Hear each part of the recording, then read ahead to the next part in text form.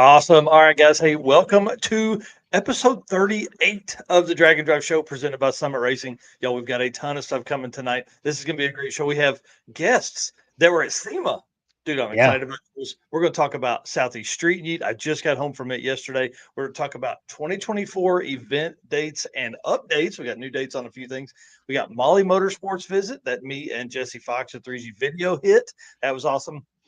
The circuit 2024 registration is open. So I'm going to talk about that a little bit. We got Drag and Drive World Champion updates and the event list, like I said, for 2024. Dude, I don't know why I put that in there twice, but who cares? Let's get this thing started.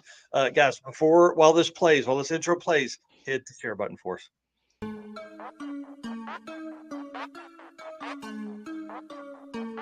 Guys, I'm here with Dave Teresi, Mr. Energy.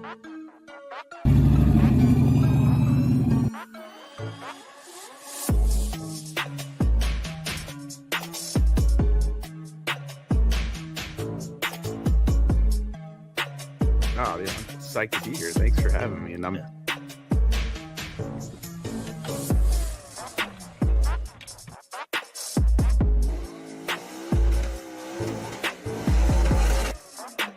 Oh, we're looking this. We're at 6 something. That's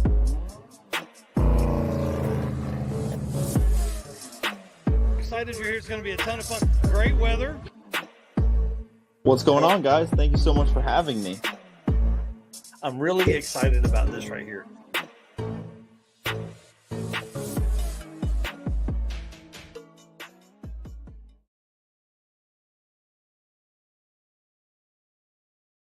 Dude, going back through that video, we've talked to a lot of really cool people, man, and I'm telling you, this year has changed our lives for sure. Well, guys, if you don't know, my name is Mike Narks. I am the host of the Drag and Drive Show that you are watching right now. I'm also the host of the Drag and Drive News, which happens Saturday mornings at 10 a.m. Eastern. I'm a Drag and Drive statistician, promoter, and announcer at some of the events. Eric, tell them who you are. You're over here this time. And introduce yourself. Tell them what you got going on, dude. I am Eric White, co-host of both the Drag and Drive News and Drag and Drive Show. Spend most of my time helping out with everything Drag and Drive addiction, but when I'm not helping out here, I am running my other channel, which is 815 LSX Swaps. Yeah, dude, you've been killing it, man. I want to say thank you so much for editing all of the pictures that I was sending you from Southeast Street. We're going to go over a few of those here in just a little bit. But guys, let's start the show. I want to say thank you so much for being our race car friend. Listen, I was a little bit sad this time at Southeast Street-N-Yeet because I didn't have as many race car friend videos to post up. So you guys will see one come out, but it's only about 10 cars. So that's the way it works. Guys, we can't do it without you. Your likes, shares, comments, that really helps support us. And I'll tell you what, I mean, it helps keep me going when it's like 1 a.m. and I'm trying to edit stuff. So I'm excited about Jay Blanchard being at the circuit. And guys, I can't say thank you to you guys without thanking our sponsors, Summit Racing, Molly Motorsports, Howard's Cam, Sweet Patina, and Racing Junk. Dude, we're going to talk about PRI in a minute, but we've already got some meet and greet set up with these sponsors at PRI. So it's going to be awesome. All right, I want to ask you guys one more time. Hit the share button as you come in. Let's get this thing kicked off. And dude, why don't you thank Summit by playing the thing, because they're still not at 200,000 subscribers on YouTube. We got to give it. Yeah. All right, let's jump into that. What's up, guys? Justin here, wrenching away on another awesome project for our YouTube channel. You know, we've done some really cool stuff over the years, like our Baja Bronco build, or our Project 1000 6-liter LS build. Or how about this one, our 57 Chevy Barn Find rebuild with Robbie Layton Nation. We don't want you to miss out on any of the fun on our YouTube channel or at home. That's why we're giving away 3 $200 Summit Racing gift cards you can spend on your very own project. All you have to do is subscribe to our channel and comment on this video. Once we get to 200,000 subscribers, we'll announce our giveaway winners. Help us get there faster by sharing this post with your friends and spreading the word. In addition to project builds, our YouTube channel delivers helpful tech how-tos, celebrity interviews, event coverage, road trip fun, and so much more.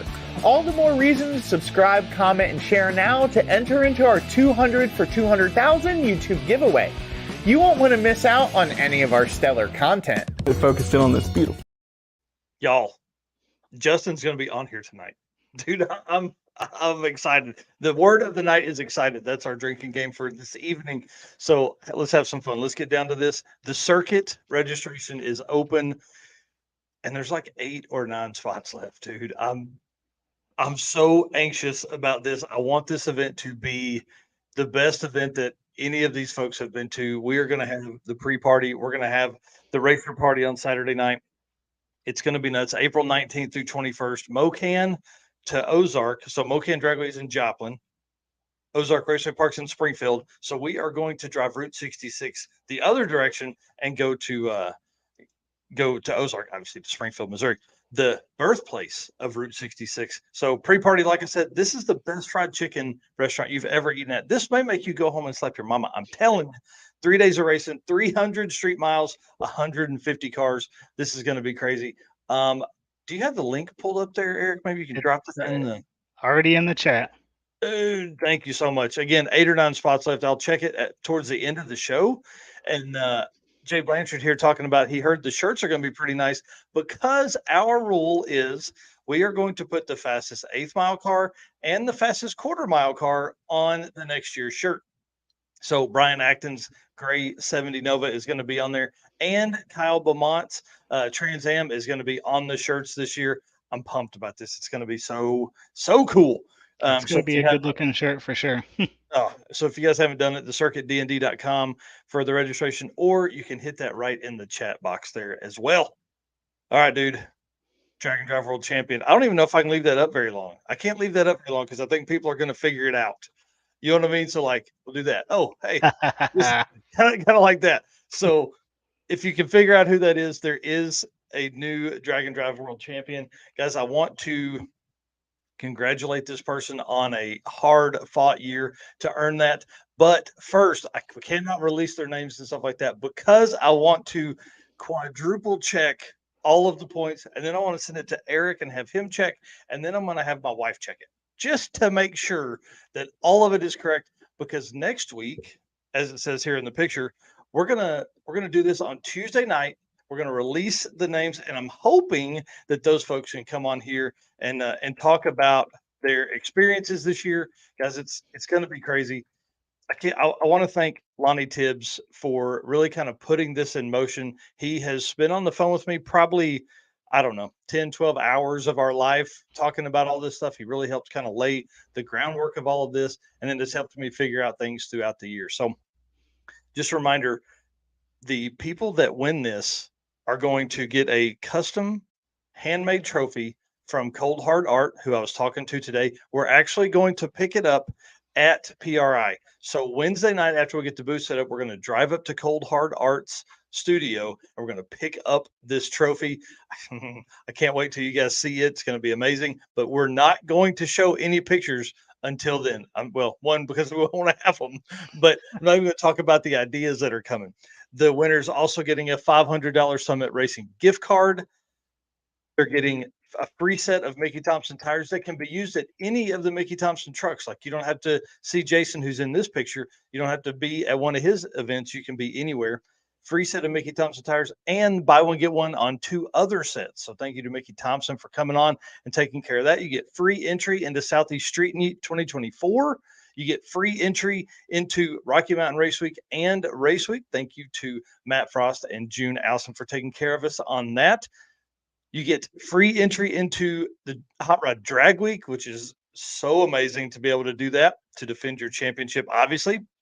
And you get a guaranteed spot for Sick Week and Sick Summer. So within that, you can pick out which events you want to go to and, defend your title. Obviously, we're going to keep the format of the top 3 events are what will count for your point series, but we are going to change up a few things that will come along with that will take care of a few other, incidentals that we kind of came across this year and realized and learned some stuff. Then we're doing this giveaway at the PRI award show. At PRI, we're doing the award show December 7th at 11 a.m. in, it's called ICC, Indianapolis Convention Center, room 209. So we're going to be in there at 11 a.m. till about 12, something like that. And then we are going to parade around the Drag and Drive World Champion and their co-pilot to all of our sponsors and probably more. They'll be tired of walking around with us by the time we get to that. So I'm excited to do that. Again, obviously having all of that is such a huge deal. But guys, I forgot, I added 2 other lines here. They get custom decal that we're going to do up for their car and trailers. They get a embroidered jackets from Summit Racing that'll say their name and the year Dragon Drive World Champion, all that kind of stuff. And a torque wrench and case I've got right over here from Precise Built Tools, which has like a 25 to 250 pound capacity. So pretty cool torque wrench that you can throw in the trailer and just leave there all the time. You don't have to worry about it being in your thing. But we're not only awarding the world champion at this award show, we are awarding like 20 other trophies that our friend Travis Wise at Revved Up Laser Works has been working on. It, dude, they look so awesome. So Yes, they do. we may release the pictures of those like the week before PRI or something like that. So I see a lot of folks here making comments that they're going to be at PRI this year, and we cannot wait to see everybody. Booth 4746 in the Yellow Hall. Please make it a point to come by and say hi and take pictures and come by and get your stickers. We've got 100-ish that we're going to give out of these every day that are PRI specific. These will not be available anywhere else. When we leave the show, if you didn't get one, we're throwing them in the recycling baler. Never be available again anywhere.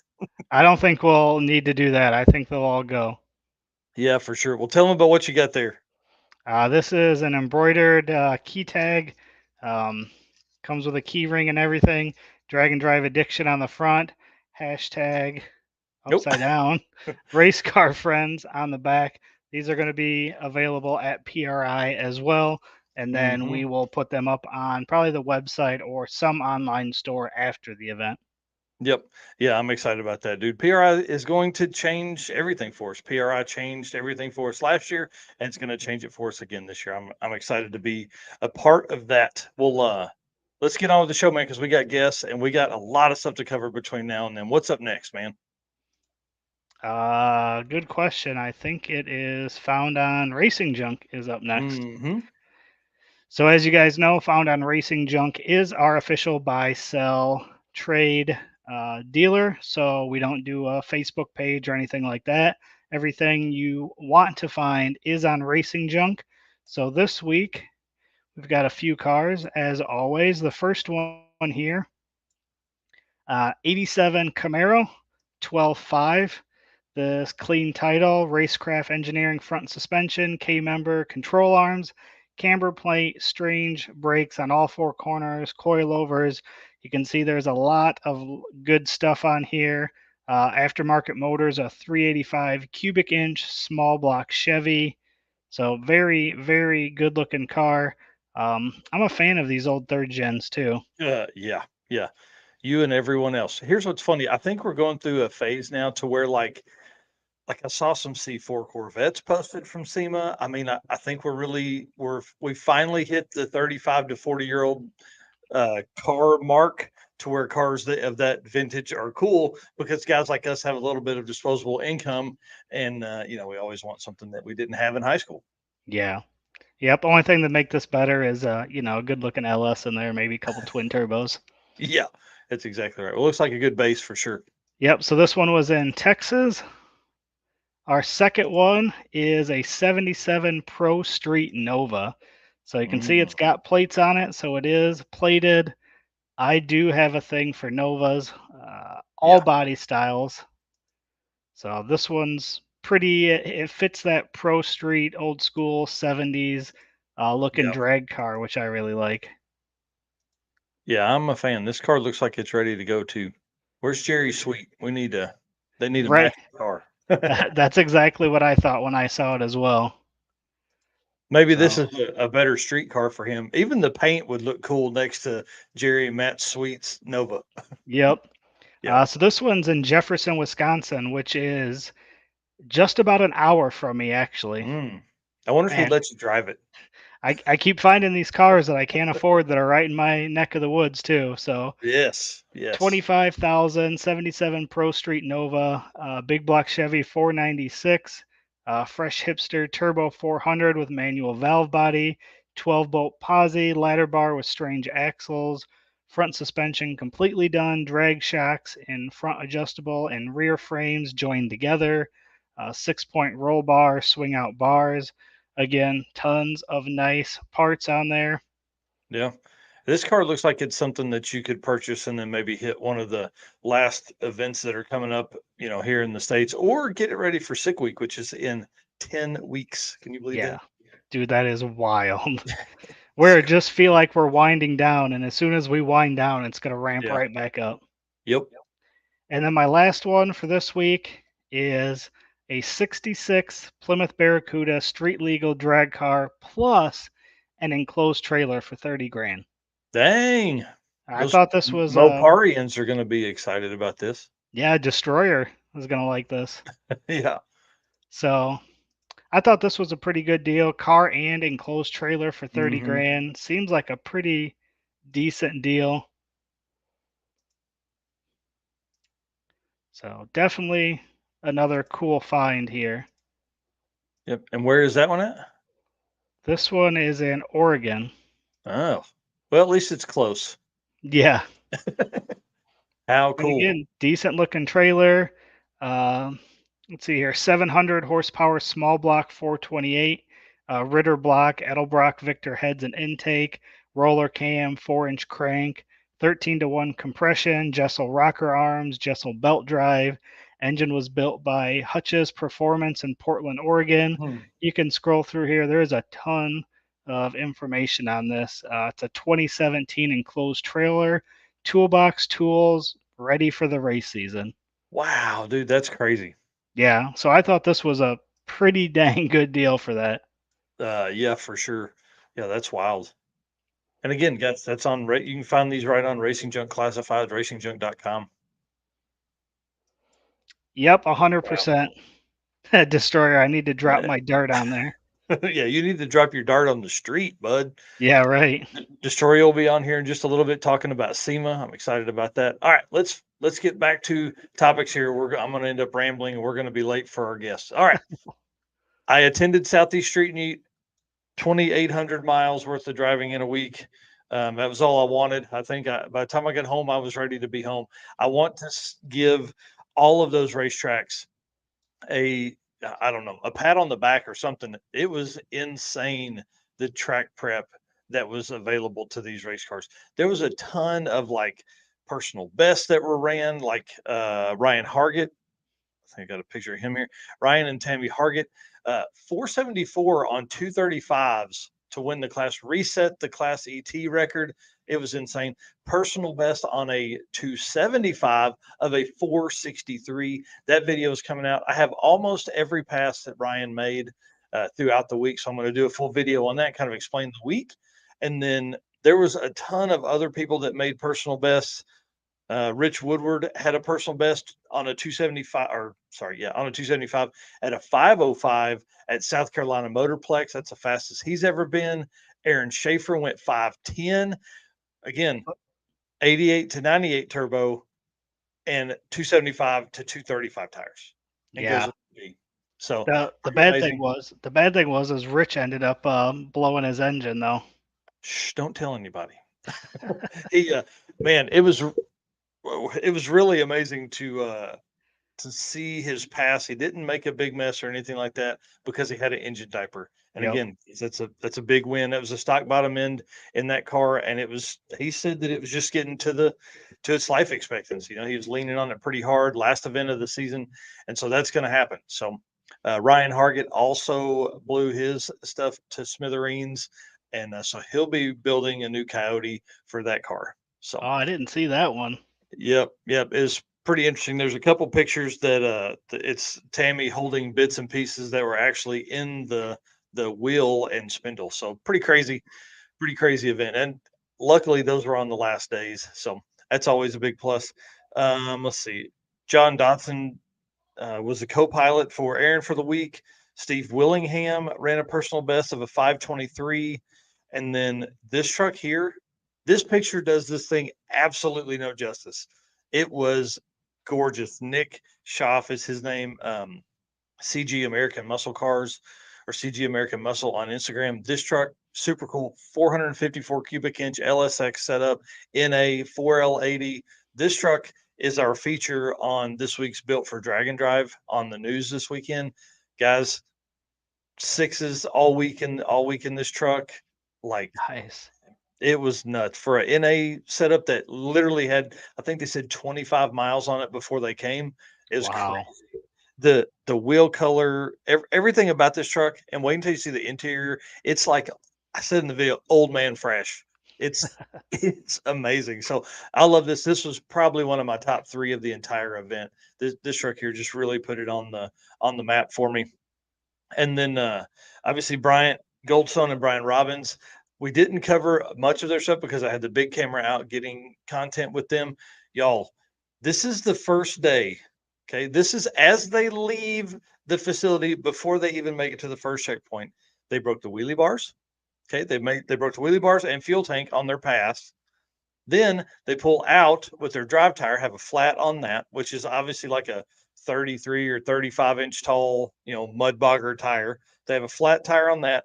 And then before they get to I think the last checkpoint or right before the other track, they pull over to he said, I just wanted to drop some fuel in to make sure we had enough. They go to get back in the car. Ignition won't do anything. So they slept for an hour in the car that night after paying for a hotel room, got it figured out, and got back on the road. It's insane. That was day one. Day one. Then they pull into the second track on day 2. This picture is of them at the first track on day 2. They pull into the second track on day 2 and bust a hole in the oil pan as they're driving over the speed bumps. Wow. Dude, it was brutal. So, and that wasn't the last bit of struggle they had either. They fought that car all weekend. Or all week. They had traction issues, which, big floppy tire kind of on a radial prep surface, but they ended up taking the quickest overall of the event. And that's the second time they've done that this year at a national drag and drive. I mean, it's pretty amazing. Nice. That's a Yep. pretty sweet photo you captured there too. I like that. Yeah, thanks, man. I've really been trying to stretch my boundaries a little bit. I do want to say Eric edits the photos and makes them look good. I just send them over to him, and I'll tell you, what do you think you use of the photos I sent? 30%. The rest of them are marginal at best. And that's what No. happens when you're shooting with your phone, man. I mean, that's really the way it goes. I'll say this: I do have, I will have the full data for the event later this week. Laura and Devin are working through all of that and sorting it in the way we need to put everything in, because what they would do, this is really pretty cool. And it goes into this first bit of class winners that we're going to talk about. They don't give out daily results. So you don't know where you're at unless you've been watching other racers, unless you've been watching people post. So it really is kind of a neat thought process, because then no one knows where they stand. As you go into the award ceremony, everybody kind of has a pretty good idea, but this guy, Joe Polcher, had no idea he had won. Really? No idea. The way they had worked, and I've got it all on video. I wish I had put it in here, but it was crazy. His reaction was, he was blown away, to say the least. So he essentially, the way they work their DYO is you can run faster and slower than your time, than your submitted dial in. And so he just went for a Hail Mary pass because it was going to be his last pass of the weekend anyways. He turned that in because it was the fastest, and it worked out that he was 0.001 off of his dial with his average. It was insane. So it's pretty crazy. Yeah, that's really cool. Yeah, REB Auto here says I had a personal best 60-foot and quarter-mile time. When we went to Carolina Dragway, they were able to run a quarter mile because that track is set up for that. And so that added an extra step because that track could not show your 8th mile times. So no one knew what anyone ran at Carolina Dragway, which is really kind of cool. They ended up making that track they weren't able to turn the time slips in or account those time slips because of stupid rain. And there was like 20 something cars that had not had the opportunity to make a pass. So that could have really changed up people's strategy. I mean, you really don't know. I kind of like the way that worked. So Joe Poulter won, and wait till you see the video come out. I may just do a standalone video on that. Leave that comment up real quick because we'll talk about it in just a second. Daily driver winner was Steve Miller. This car just went rounds, man. It was great to watch. It sounded good and it was fast. I think they ended up with like 630s or something like that as an average for the week. It's nuts. And they had 3 people in that car most of the time, I think. And then our friend Taylor Hedrick, Mr. Stick Shift, won the stick shift class. So congratulations to him. Ran several personal bests, just kept chopping away at it. I think one of them was like even a 530 or 5C. I think it's 535. When we were at South Carolina Motorplex. It was insane. That car was working. And, obviously those guys know what they're doing at this point. And it's one of the first events that he's finished. So it was great to see him do that and earn that win and do that. So, and Ryan and Tammy Hargett, right here, he says it's all Narks' fault. Yes, I will take full blame for him winning the tiny tire class. He come out completely untested on 235s and laid the smackdown. Like I said earlier, 470s on a 235 tire on the last day. Crazy. But he laid it like a 484 on his second pass down the track on 235s. So it was pretty wild. If he had not double entered, I really think he probably could have ran some 60s on those tires. But because he double entered, they would change from the street setup. They would put 235s on. They would go out. They would make their 2 passes on 235s. That means Tammy is packing the chute, both passes. They would come back to the pits, change to 275 tires, and go out and make their unlimited passes. So that's 2 passes. So a minimum of 4 passes each day that they had to make. Then switch back over to the street and go back street setup and go back out and drive to the next track. I mean, it's crazy. It's really inspiring to watch. It was really cool. That had to be rough on him because he's pretty used to the one and dones there. So yeah, that's pretty much what he did at Drag Week, and he did not do that this time. I think they made at least 4 or 5 pass. I know they made at least 4, but at least 5 or 6 passes each day at each track. And so, with having the same day, he said it was like running 2 cars, but worse. And I would assume he had different tunes for each one too. I would think you'd have to. He did say on day 1 that the track could have taken more power for the 235. So he could have done that for sure. What's crazy is we just talk about all the changeover. Well, then he did that at the first track of day 2, and then again at the second track for day 2. I mean, that really stretched people's capability. I think is a great test of person and machine for sure. Yeah, I could imagine that would have been rough on day 2. Oh yeah, and then the limited. Go ahead. I was just gonna say, so he had a minimum of 8 passes on day 2. Then. Yeah.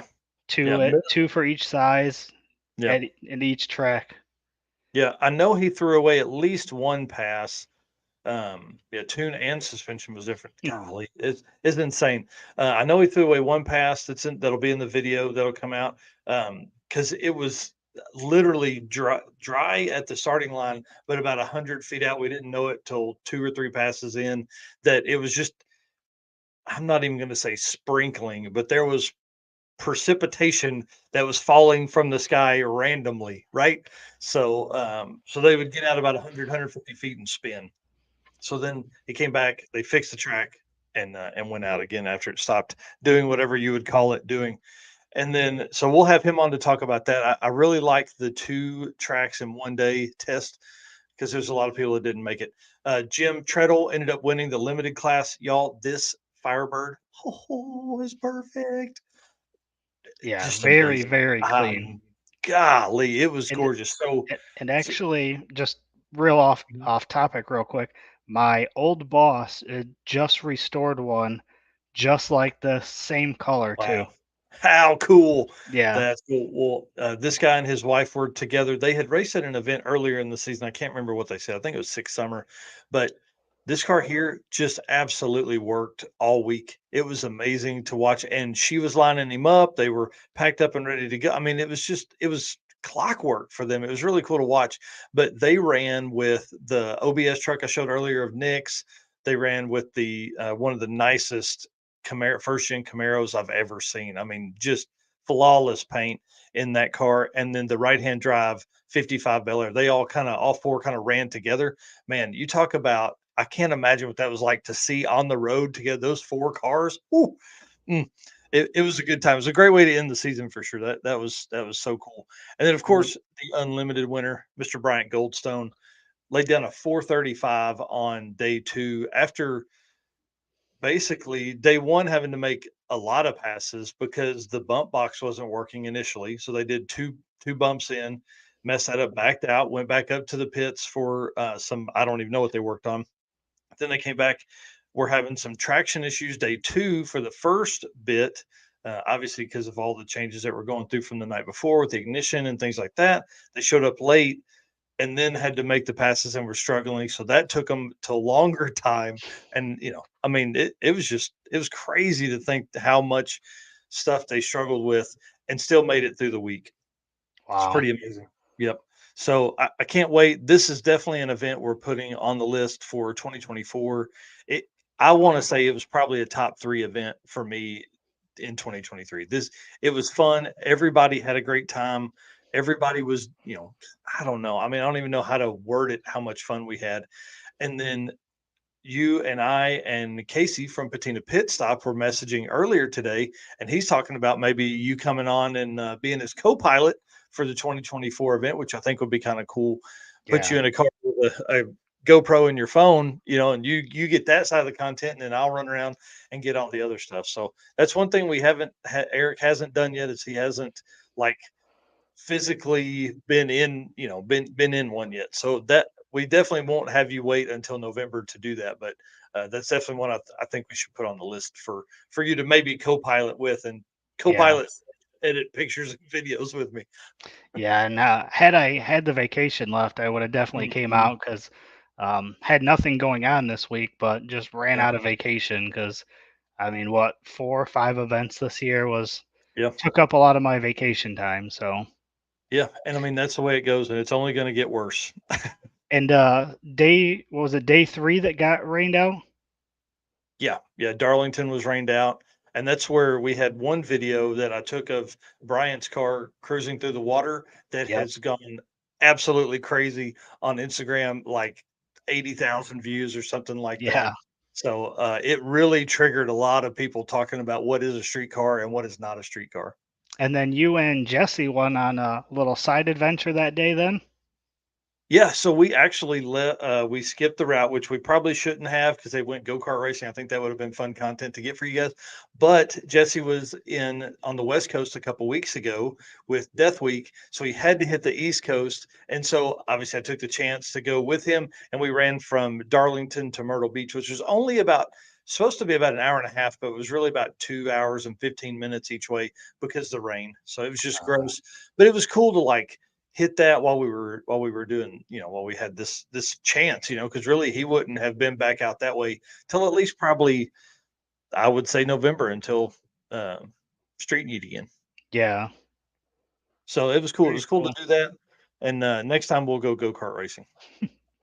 Maybe at PRI. Oh, we're definitely going go-kart racing at PRI. I'm going to run somebody over, tell you 100% right now.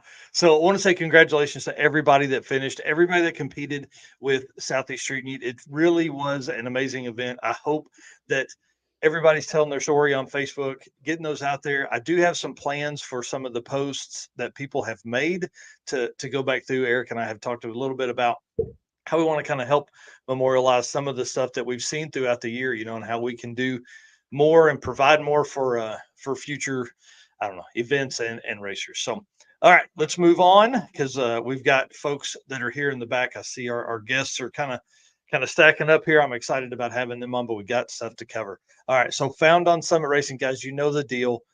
They are the official retailer of Drag and Drive Addiction apparel. You can see here they've got hats, they've got hoodies, they've got T-shirts, and they've got custom apparel that they design and print. It's so cool for someone like you can go into a Summit store, retail store, and buy Drag and Drive Addiction apparel. They have it in the warehouse. You did it. Dude, I almost cried when I went into the one in Georgia, Madonna, Georgia. I walked in there because I had forgotten what we're going to deem as the Tommy Dupree shirt, which has his car on it or his old car on it. I go in there. I had forgotten it at home. I walked in. I asked for it. They had it in the back. They came out and gave it to me. Now I hear at the Ohio store, they may even have a few hanging on the rack, dude. So You pretty know, cool. I just looked up this week. I was talking about the Summit store, and I looked up, and the Ohio one is not too far away, and I believe it's next year. I have a family member who is in Ohio who is graduating high school. Well, I think So we know what that means. I think that there's a chance that I might end up stopping at the Ohio Summit store, which would be really cool. Oh yeah, for sure. Well, what I found on this week is something that I could use. I'm just telling you guys, if you want to give me something for Christmas, this would be a great gift. I'll put it on the little Saturn rocket. Well, I'll live in this thing for a week because the canopy, the 10 by 10 canopy that I have, has a tent that attaches to it. Well, like an idiot, I didn't tie it down because the wind wasn't bad. I was going to sleep. It was late. Didn't tie it down. I came back a couple hours later the next morning. Of course, it's laying on the fence, all bent up and tore up. So I am going to be looking for some kind of solution to my sleeping. And Tab and Brett Marvel, Tab Fimster and Brett Marvel slept in a tent like this all week. Rob Courtney sleeps in a tent like this when he's doing dragon drives. I think this could work for me. And guys, it's $700 off. So what's real funny about this, and you and I didn't even talk about this last week when you were at Street-N-Yeet. I was doing the Found on Summit for you, and I intentionally looked for these and was looking at these and almost put them in last week. So the fact that you chose it this week is definitely, it means you need one. I'm telling you, the little Saturn would be perfect with one of these on the roof. So, and then also they've got Race Star wheels, y'all. Huge discounts, like $75 off this wheel on the bottom. The Truck Star Chrome, $68 off, or does that say 63? I can't see. $63 off on each wheel. I mean, that's crazy. I think it's like 37% or 30% off, something like that. And you can just go through and by my math, that means you could almost get a free one. Yeah. So it's almost buy three, get one free. I'm not saying it is, but it's pretty dang close. So that's pretty awesome. That is my Found on Summit Racing segment this week. I want to say thank you to them for being a part of all of our stuff here, man. I mean, they're a huge part of our program and brand, and obviously to have their own merch at their warehouses is super cool. Yep, and I absolutely love this hat. So if you haven't gotten one and you're ordering something, or if anybody's significant other is watching, these are perfect Christmas gifts. So if you're ordering something, throw one of these on your order and you can get it for your race car friends. That's right. And speaking of race car gifts and race car friends, dude, Sweet Patina. Oh man, where did I put? There it is. Sweet Patina.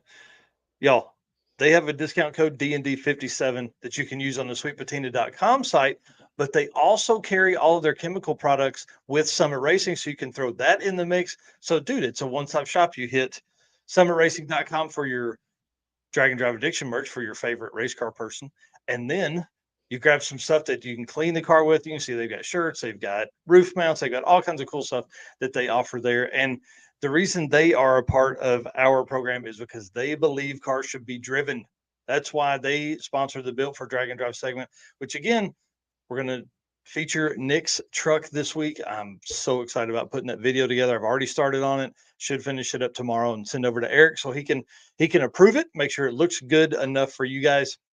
But the one thing that Sweet Patina of Sweet Patinas that I use more than anything is the TKO hand cleaning wipes. I use those all the time in the shop for my hands, but then also for the tools that I dirty up when I'm working at Steven's shop too. I don't dirty any tools at my shop because I don't ever work in my own shop. I work in Steven's most of the time. Yep, I feel that. Yep.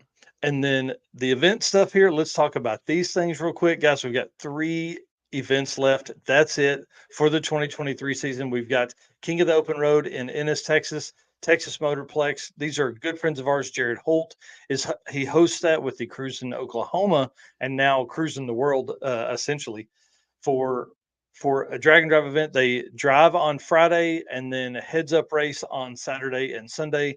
Car show, roll racing, all that kind of stuff. You've got the Central Victoria Dragon Drive, which is in Australia, and you've got the Road Trip Drag Challenge, which is in Australia. All of these events are the same weekend. Dude, Going out this with a is bang. Oh man, this is like the second or third time this year that we've had multiple events on the same weekend across the world. Yeah, It's and amazing to see the growth. yeah, and by multiple, it's not two, it's been three or more a couple Yeah. times. Yep, that's exactly right. So it's crazy to think what has happened to the drag and drop community the last few years. So we talked about that. And then I have just posted this on the website too. You can find that drag-in-drive.com and go to the news section and you can see this list of races right here. 2024, there are already 21 events on there and dates locked in for 13 of them. So we'll have more dates as Wild. they come out. I mean, it's absolutely insane, dude. It's insane. So Drop the Hammer has posted their dates. That was one that they had to skip last year because of or had to skip this season because of the weather. They're in October. So they are doing their date for May 31st through June 2nd. Carl gave us the opportunity to break that news. So I'm excited about that. Again, that is a weekend event. It is going to be at US 131. Start and finish, and there's a second track in the middle, but I don't remember it. I'm sorry, Carl. I didn't put the second track in here. So if he's in here, maybe he can drop the second track, or maybe if Jay, I know he is part of it with JWire Solutions, they can put that in there as well. So that's cool. That's one event that we have dates for. And then Miles of Mayhem is July 21st through 26th. And then SICK 66 event, the Tom Bailey deal, Missouri to New Mexico, October 11th through 18th. I hope that October or Missouri to New Mexico means they're going to make a stop at Mocan Dragway. I think that would just be primo stuff because Mocan has always taken such great care of us. I mean, I've hosted events there for 11 years, so And what's they're an wild amazing place. and what's wild about that one is it's a one-way trip.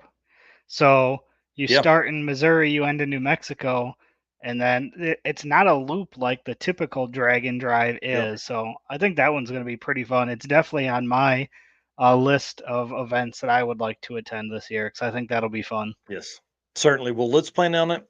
Let's get your list put together. I'm going to hit as many as I absolutely can.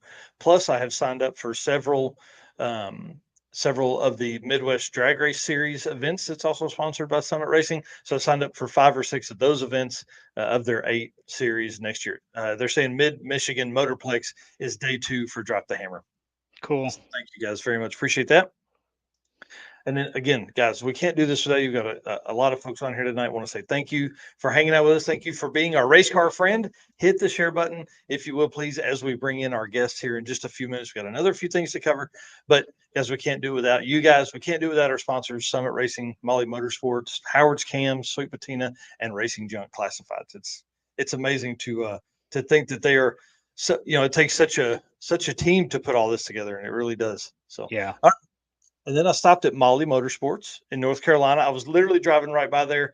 I'd messaged Eric Grillo a couple days before and asked, "Hey man, can you give me a tour?"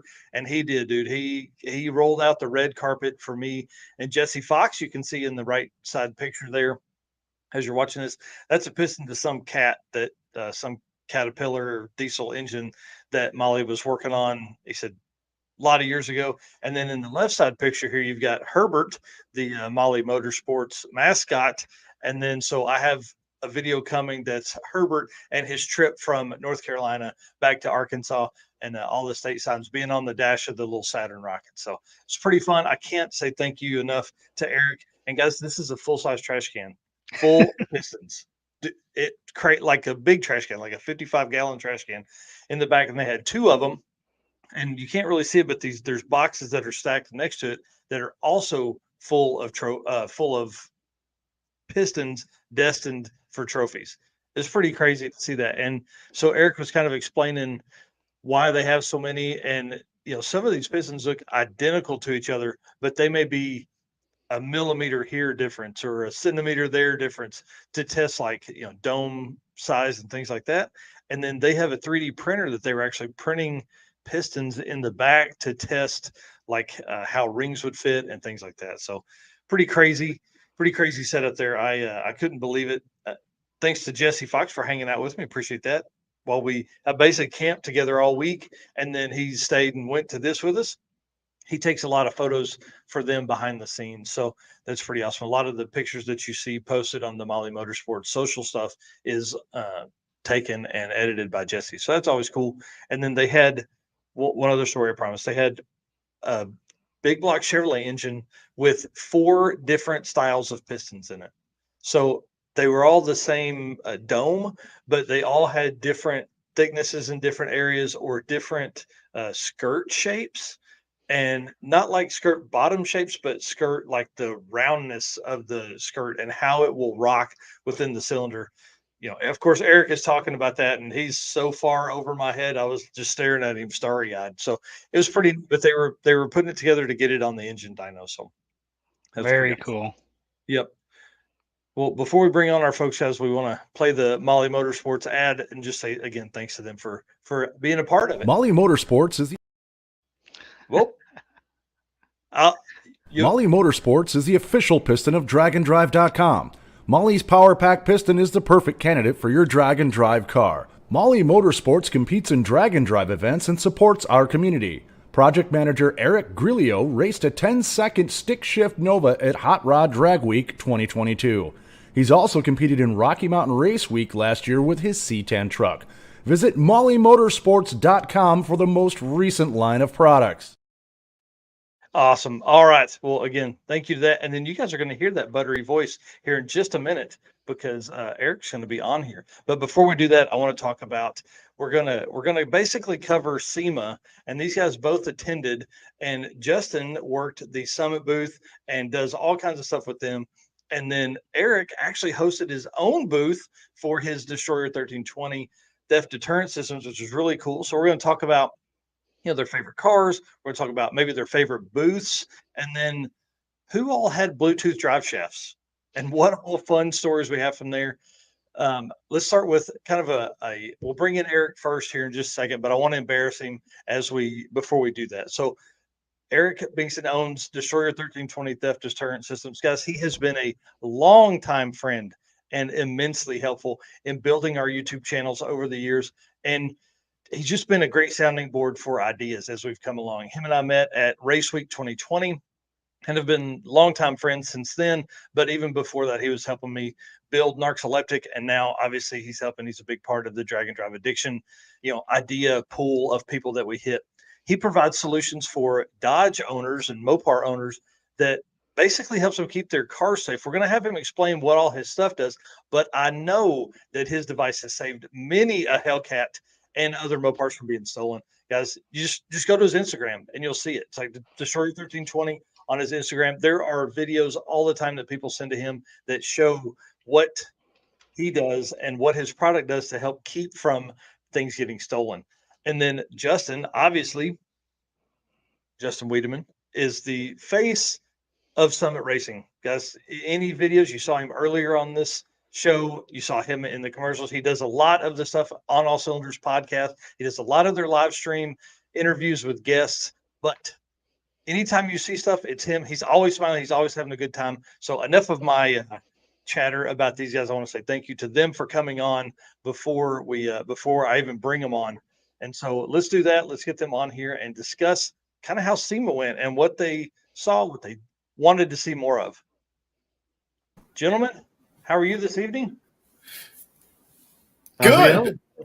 Yeah. Nice to see your smiling faces. Cheers. Right? Yeah. Cheers. That's exactly right. Yeah. Yeah. Cheers, everyone. Yeah. Oh, it doesn't come through. It's green. That's awesome. Well, the easiest way to kind of set this up is the rotation of the way things will work is we'll ask questions, and then it's probably easier for Eric to answer and then move to Justin. That way we're not all trying to kind of step on each other. And the first thing we want to talk about is, who you guys are and what you do. So the first question I have is 11-year-old Eric and Justin, were they car guys? Yes, very much so. Awesome. Yeah. So I kind of grew up in this. My dad's mechanic, hot rodder. My grandfather my fondest, I always say what solidified it for me was a guy here in the town I grew up in had a 69 DZ302 Camaro. And I don't know, I was probably 8 or 9 years old and went and a ride for that, went and a ride in it. And, just that 4-speed, just grabbing gears, putting it to the wood, that solidified it for me. And I was, Hunter, there's the quote that goes, faster, faster until the thrill of speed overcomes the fear of death. And that was it for me. Always car guy. Nice. That's awesome. For me, it was my uncles. I had twin uncles growing up that huge Mopar guys, clearly. But my fondest memory was we were in a 70 Challenger with a 440 in it, not stock whatsoever. And I was sitting in between the seats, and my brother's sitting here, my uncle's driving. I'm sitting in between seats, and I'm kind of hanging on, looking through the window, looking at everything. And we're at the light, and there's a guy in a Nova next to us. My uncle said, "Hold on." I thought I was holding on.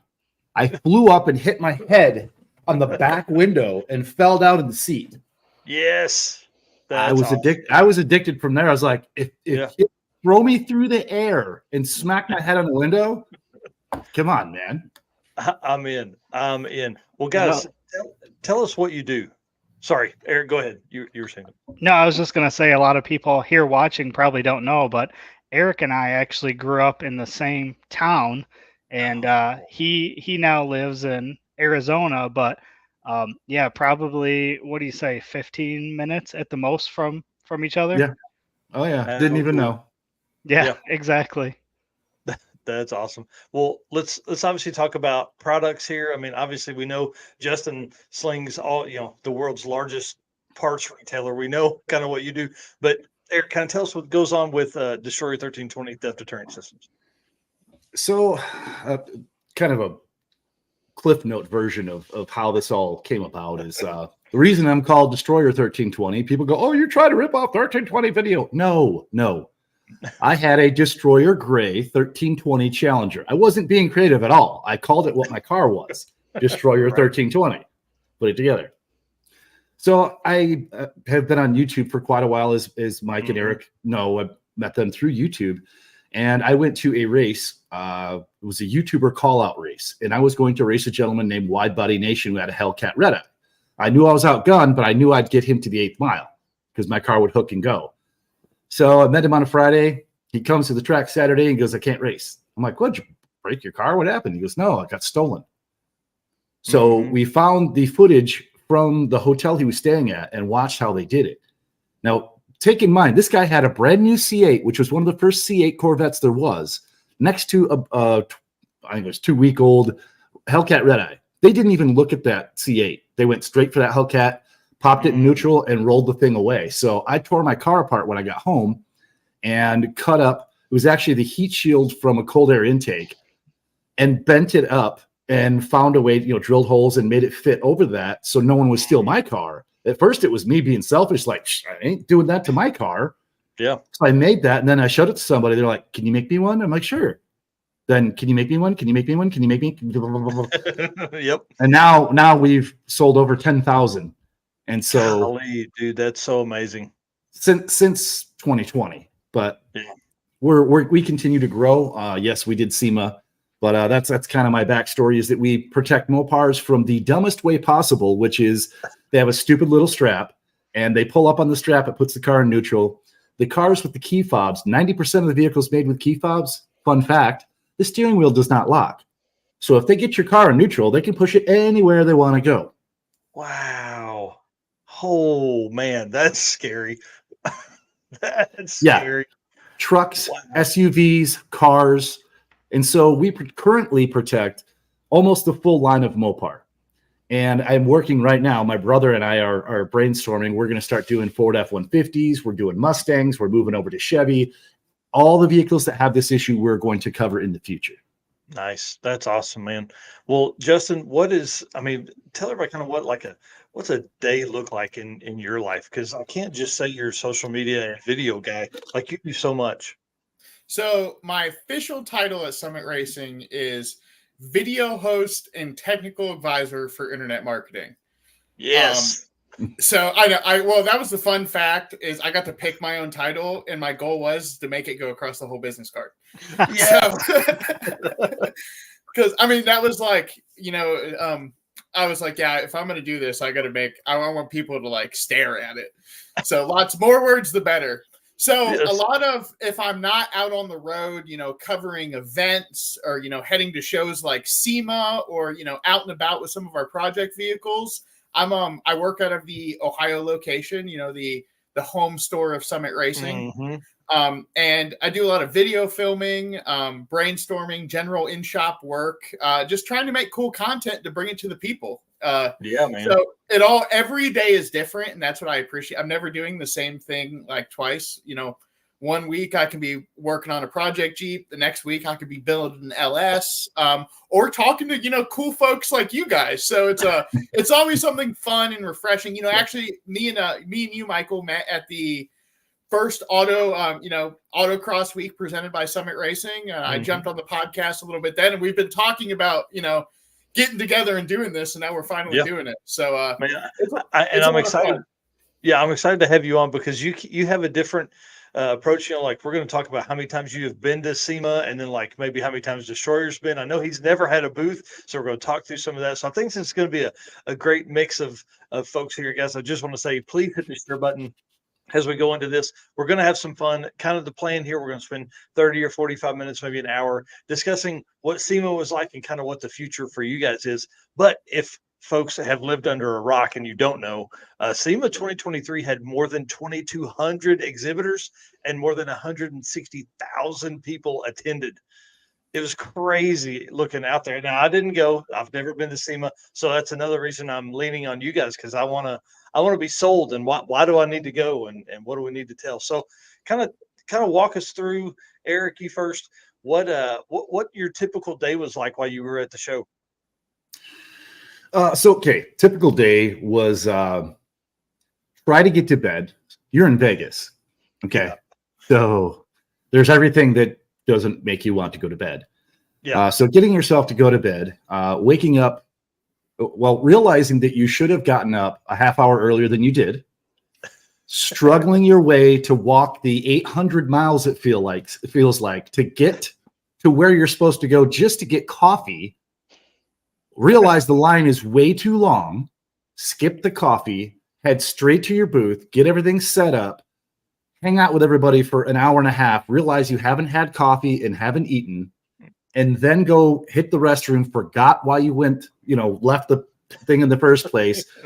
Somebody brought you coffee, and then you're happy. So that's kind of the beginning of the day. But the rest of the day is truly meeting industry leaders, a lot of heavy hitters. You don't have bottom feeders, and I don't mean no disrespect to anybody who does whatever you do for a company. I'm just saying if you're going to SEMA, you're going to meet vice presidents, presidents, international people that really can make decisions in companies. So you need to understand it's a business-to-business event. It's not for, Bob needs a camshaft. No. That's not what that's about. It is your business doing business with other large people like Summit Racing. That's right. And by the end of the day, your feet want to fall off, and you do it again the next 4 days in a row. So yeah, that's kind of my take on a day in the life. Justin agrees. Yeah. So for me, my day, starts, I do obviously the media side of it. So my day starts and the hard part for me is, I'm in Ohio. So my time schedule, I'm waking up at 4 a.m. Yeah. And so you're up and about and, bright-eyed and bushy-tailed on the first day. And by the end of the week, you got some bags under your eyes. And, it's not for the faint of heart. I get up in the morning, I head over to the show. And the big thing that I do when we go to these shows is I talk to some of our vendors. And we want to show the cool, new, sweet products they brought to the show. Mm-hmm. So me and the video team will head over to a bunch of different booths during the day, interview people. We catch some celebrities in and out, kind of just – we're just trying to bring the media coverage to the people. So, hit different booths, film videos all day, from when the show opens to the show closes. You go back to the hotel room, you flip your shoes off, you contemplate life. You go to In-N-Out. That's, we don't have that on my side of the world. So I think a couple of the guys here at Summit ate In-N-Out 5 times. Like I got In-N-Out before I got on the plane. Like I was waiting, and In-N-Out opened at 10:30, so I was waiting outside of it before my flight. I was like, I got to get it one more time, get my fix. Yeah, here in the Midwest, we don't have In-N-Out, so when we see them, we eat them. Yeah, not to mention it's Halloween week. So, you have to go down to Fremont Street on Halloween night and see all the extravagant costumes and people. And your time, like I said, if you stay out till midnight, you're like, oh, gee whiz, I'm up till 3:30 in the morning home time. Like, this is not sustainable or healthy. And then there's navigating the people. It's amazing. You could have an extravagant video camera and all this stuff sitting out, and you're filming a video with somebody, and then you just have, somebody just walk through right in the middle of it. Like you're not even there. And you just keep that smile on your face and just keep on doing what you're doing.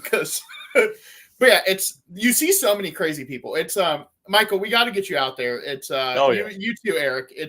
There's no trade show in the world truly like it. I wonder if the Aces construction show is the same way. If people want to come look at, there's all sorts of cool cars. Do people want to come look at drywall the same way? I don't think so, but I think we're very fortunate to be in this industry and kind of have this kind of trade show.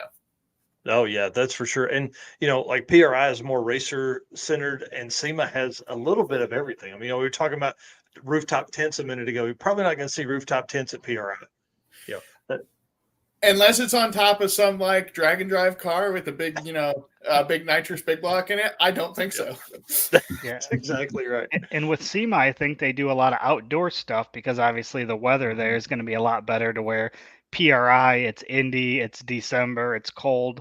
You don't have that outdoor stuff going on as well. Yeah.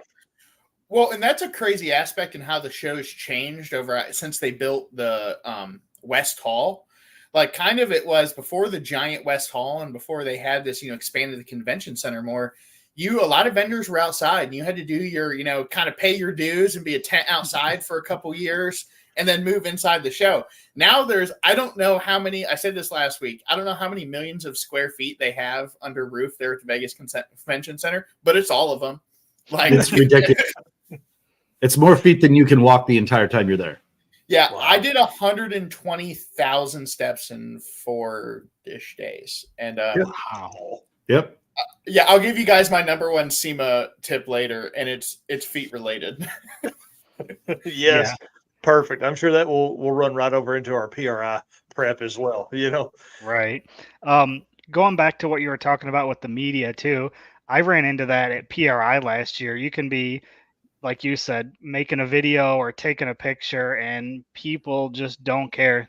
If I'm standing there trying to take a picture of a car, people will walk right in front of you. It doesn't matter. That was a learning experience for me last year to realize like they don't care that you're taking a picture, they don't care that you're recording a video. You're in their way, and that's it. Yeah. The beautiful thing is it was Halloween. So the people walking by aren't just normal people. There were some very interesting costumes out there. I'm not sure how many Justin saw, but I saw a few that I'm like, thank God my kids are at home. Yeah. Of course, it's Vegas, though.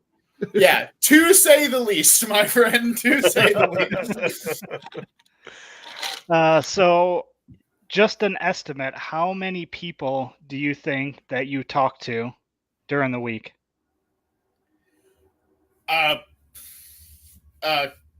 More hundreds. Yeah. I mean, vendor wise, I did a whole 4 days worth of vendor videos from, show open to show close. And then a whole bunch of inserted in between. But just like the coolest part, I guess, for me, and it's very humbling, is people that come up to me and watch my content and know who I am. Yes. It makes me it puts a big old smile on my face every time. Like, I got to pinch myself sometimes. I do let the air pressure out and I make the air pressure noise because it's just cool. Like you're just like, oh yeah, I'm just making these videos and nobody's watching them. No, people watch them. They come up to you. They kind of hype you up a bit, and it makes all the bad days worth it. And yep, absolutely. It's so humbling. Like I don't know. I feel very, very good after every conversation. And like I said, I just like to talk back to people. I'm a talker. Mm-hmm. I like using words. So it's very joyous for me. What about you, Eric? So we had a corner booth and we were next to Rockford, Fosgate, Uniden, the big, there's some very large folks around us. And we averaged, well, let's see. I went there with 1,000 business cards. I have like 15 left. Nice. And we sparingly I told everybody in the booth, I said, okay, only give out business cards to people who aren't just tire kickers. Mm-hmm. Like tire kickers, okay, here's an info card. We had a separate info card we'd give them.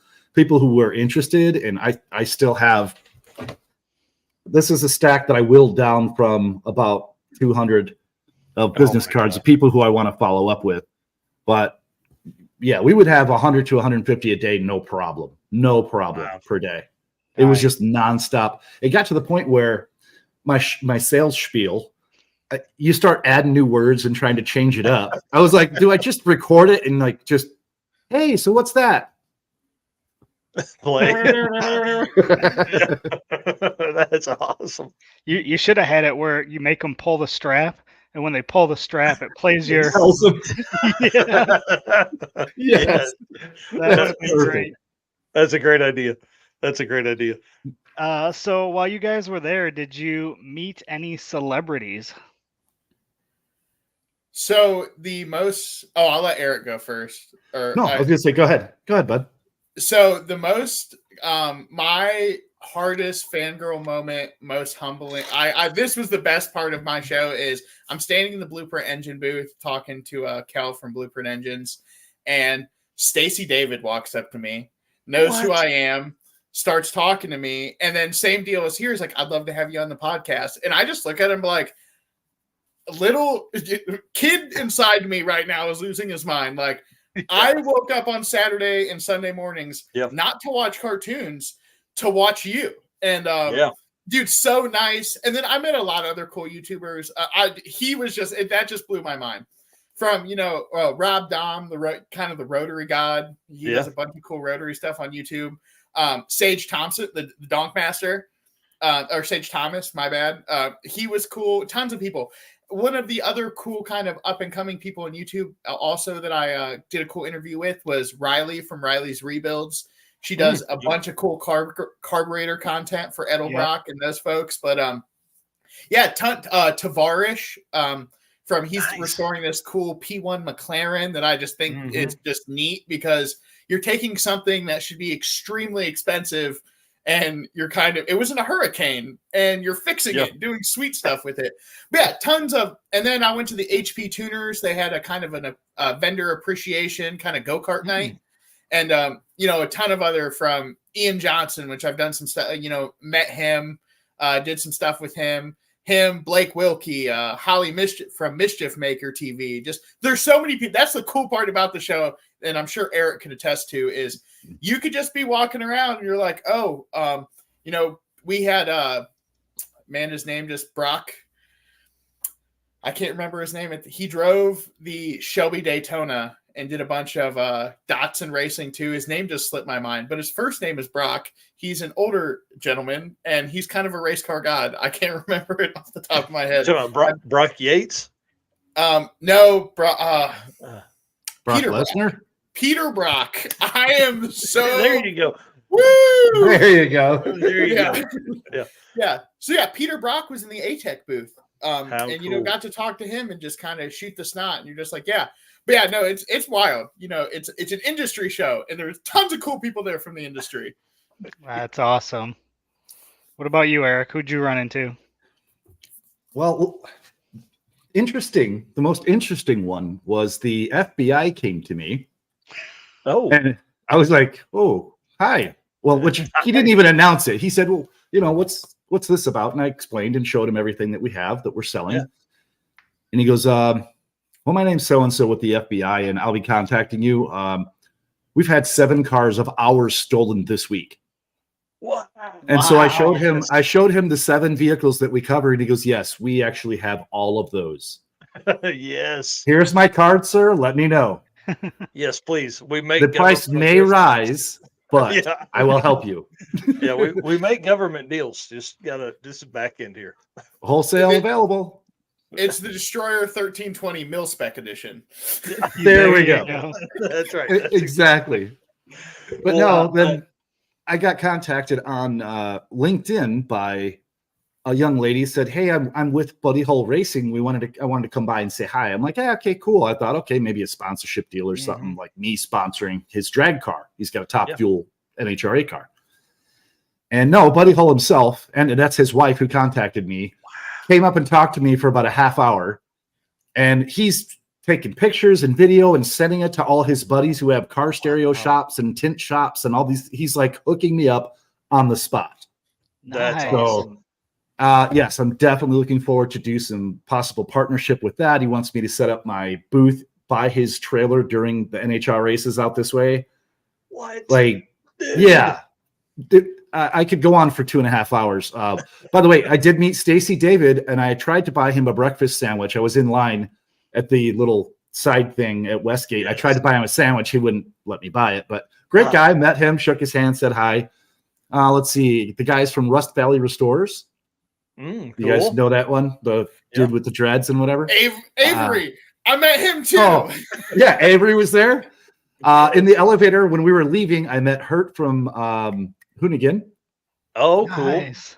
I said hi and drank a little coffee with Mike Finnegan and David Freiberger. Yes. Shorty, the painter for Martin Brothers, actually came up to the booth and talked to me. And it's funny because Wide Body Nation was there with me, the other YouTuber who got his car stolen, the reason I exist. And he's talking to the guy and he walks away and he's like, "Oh, that guy was nice." I go, "You don't know who that is." He's like, "What?" I said, "That's freaking Shorty, dude." How What's that? awesome. What's that? I'm like, "Bro." So I start showing him. He's like, "Oh my God." I go, "Yeah, dude. He's like a legend." That's awesome. So anyway, that's just a few of the people I got to meet. That's a few of the celebrities you guys met and impacted their lives. Well, let's change it up a little bit. Let's talk about favorite cars because the list that both of you guys sent, we're going to actually pull pictures up here on the screen. This is the reason I want to go to SEMA right here. I wanted to see this. Like, dude, I wish I had snagged a picture from the internet of the guy standing next to it. It's literally shoulder height to what looks like a regular sized adult man. My favorite 10 out of 10. I was obsessed with it. I probably looked at it 6 or 7 times. Oh, cool. Well, tell us about it. What is this thing? What powers it? What's the inside like? So it's a homage to they're a Winnebago Arrow, which is, a vintage camper that we all love. We all saw growing up, but it's on a golf cart chassis. And there's so many, it's all custom made, hand built. The aluminum work was amazing on it. It has a tent on the side of it. I think that's a Dometic rollout tent, I believe, or like a rollout on like a canopy awning that you put on the side of your trailer. But it had a matching mini bike on the back. This cool custom interior. It had air horns. The kind of like the fun feature that I thought was just very, very tasteful was in the back bumper. You remember on, old campers where you'd have your your black pipe that you'd store in your bumper and pull it out. Like it's kind of the corrugated hose. It had one of those on it, just like a mini version. Yes. Yeah. But it had cameras in the top and what looks like to be the AC unit. So you can see all the way around it. Like I said, it was just amazing on a golf cart chassis. I would want a larger version to pull my little one just so I could. It is so neat. Like you've got that on the trailer behind the big one. That would look awesome. Yeah. So me and one of my buddies were talking. I sent this to him. And I was obsessed. I was like, I would daily this to work, and I figured it out. I could take all bike paths. It would only take me about 2 hours to get to Summit in this thing, but I would just leave a little early. Yeah, I mean, and it'd be so worth it. How cool is that thing? Well, the next setup here, obviously, is a picture from Destroyer sending it over. Dude, tell us about this thing. Is that a Ring Brothers car? What is that? Yeah, it's called the Roid Runner, and it was really cool. There's a little video, a short that I did. So the guy who created the 360 booth that's inside of, he was standing there and he goes, "Hey, let me put my camera up," or hands me, takes my phone, and he goes, "Do you want a video of this?" I said, "Absolutely." So he takes it and puts it next to, this is really a weird setup. If you look at the bottom on the right side, you can kind of see a little black line behind the back end of the vehicle. Mhm. That's a track. And that whole room rotates on a track, and you're standing still. But when you watch the video, it looks like the whole thing's rotating and you're standing still. It's a mind meld. It is the coolest thing. And yes, that is number 2 of my favorite cars that we saw there. And the experience of that was really cool. If you ever see his 360 booth, go check that thing out. I already looked up how much it is. I'm like, man, God willing, someday we'll be able to go, "Hey, who's got a cool car? Come here and put it in." Because we need to take some cool pictures and video. Right? How cool. Well, that car looks amazing. I mean, the Ring Brothers, they are no joke. They do the best stuff. Unreal. Yeah, this thing was the Ring Brothers car was amazing. This thing was rowdy and it had a cool story. It was in the Vibrant booth. It's basically a Firebird on a IndyCar chassis is the best way I could, or it's like IndyCar themed. Okay. All sorts of crazy suspension. Like I said, IndyCar massive aero, tons of carbon. The motor in it, the LS, basically, it would be like where the back of the cylinder head would be like where your knee conventionally sat in the car. But this thing was built by a father and son in like a year and some time, a year and change time. They plan on doing a bunch of crazy stuff with it between road racing, maybe Pikes Peak, just wilding out with it. And like I said, it was LS powered, had a giant turbo on it, very, very well clean build that I was just obsessed with. And then we got some Donk Master action there. Yeah. I don't know what it is about donk racing, but I'm obsessed with it. And I think it's something I want to get into. And this is a blower car. They have something for every, these guys are into blowers, nitrous. I love the nitrous. Nitrous and big blocks just put a big rowdy smile on my face, Yes. giggle gas all the way. Turbos too, but they race them like no time cars. And the fact that some of these are like 2,000 horsepower and they could smack them down the track in somewhere around 10-ish seconds, even faster, is insane to me. On like a 26-inch tire. I mean, like these, or 26-inch wheel. Yeah. With the, probably a 31-inch tall tire. I mean, it's crazy. That's the race my friend got his car stole at. It was a YouTuber call-out race. The race was Demonology versus Dunkmaster. So yes, I've seen these in person. I was there when the first ones that were on that stage were done. So this car is wicked fast, like 8 seconds. Yeah, they're absolutely insane. And think about you have how fast you go on like a 28 10.5 and how much how much a tire wrinkles. You don't have any sidewall. It's a controlled it's controlled chaos. Yeah.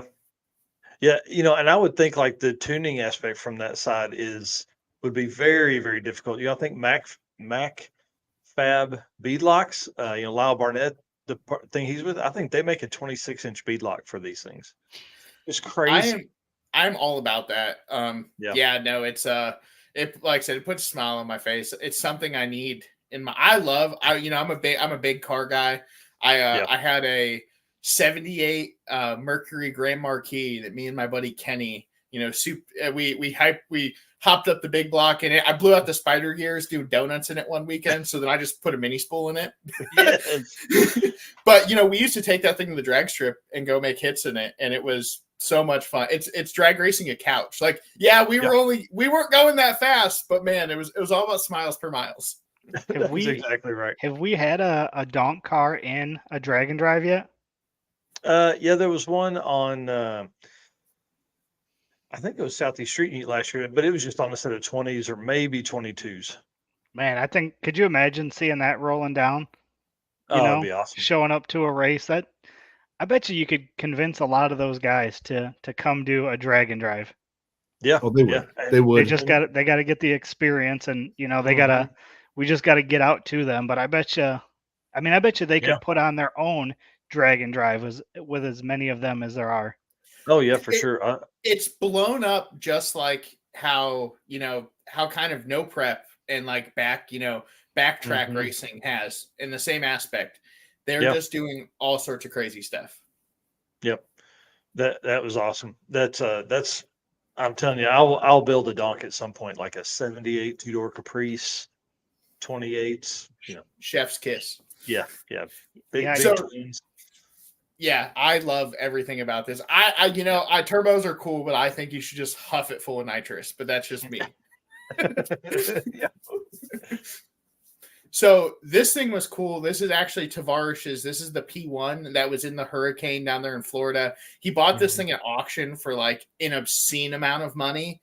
And so P1s are like, there was actually a ton of P1s at the show. Like I used to, when it comes to hypercar, this isn't a supercar anymore. These are hypercars. And this was kind of the first generation of those in the 2010s era. But these things were like the fastest hybrid for a long time.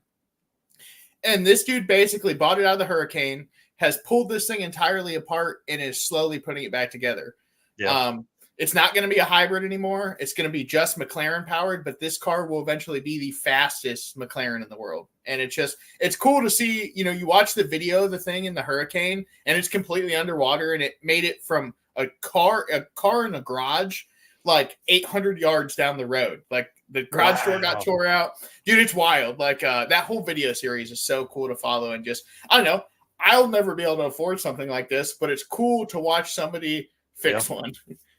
Well, and what's really neat is he basically sold all of his project cars to fund this one project. Like there was a lot of stuff that he sold to be able to come up with the money to buy this, and then the subsequent, build from there. It's pretty crazy.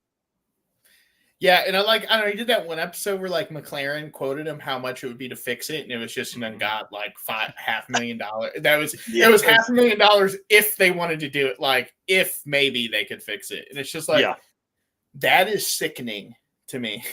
I can't imagine trying to get through, and then obviously the pitch to them is, this will be fun to do, and then they're like, nah, no thanks. we don't even want to do it. So that's a cool project. And then these last two here from Eric. So tell us a little bit about these. Yeah, so the one on the left is Welder Up. He built this truck and a rat rod, and this is what greeted me when I figured out where to park or how to park at Westgate, because a couple of tips there. You figure out where the drop off is for your stuff for your booth. You have to know literally exactly where to go, because they'll just scream at you like you're a complete idiot and you don't know what you're doing. And you're like, you don't have it online. There's no manual anyway. So finally, I pulled into where I'm like, well, I'll just go to the hotel, which is connected to, exactly where I'm heading. So I pull up to the hotel and I'm like, oh my God, this is sitting there. Wow. So I'm like, I pull up, illegally park, jump out, talk to the guy, like the little caddy dude who like hauls your suitcases in. I'm like, bro, will they tow me? He goes, well, what are you doing? I said, I just need to check in real quick. He goes, hurry. I'll try and stall him. Hurry. Because it was insane. Justin can vouch. Like there was no parking anywhere. Cars and people just like ants everywhere.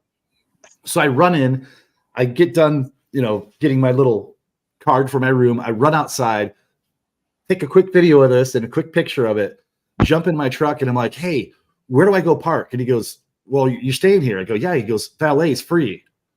Score.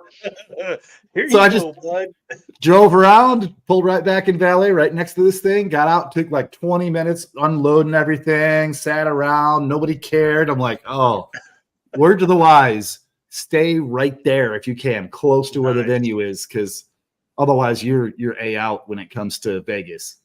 But the CUDA on the right, luckily my wife was next to me and holding my hand, so I didn't actually just pass completely out.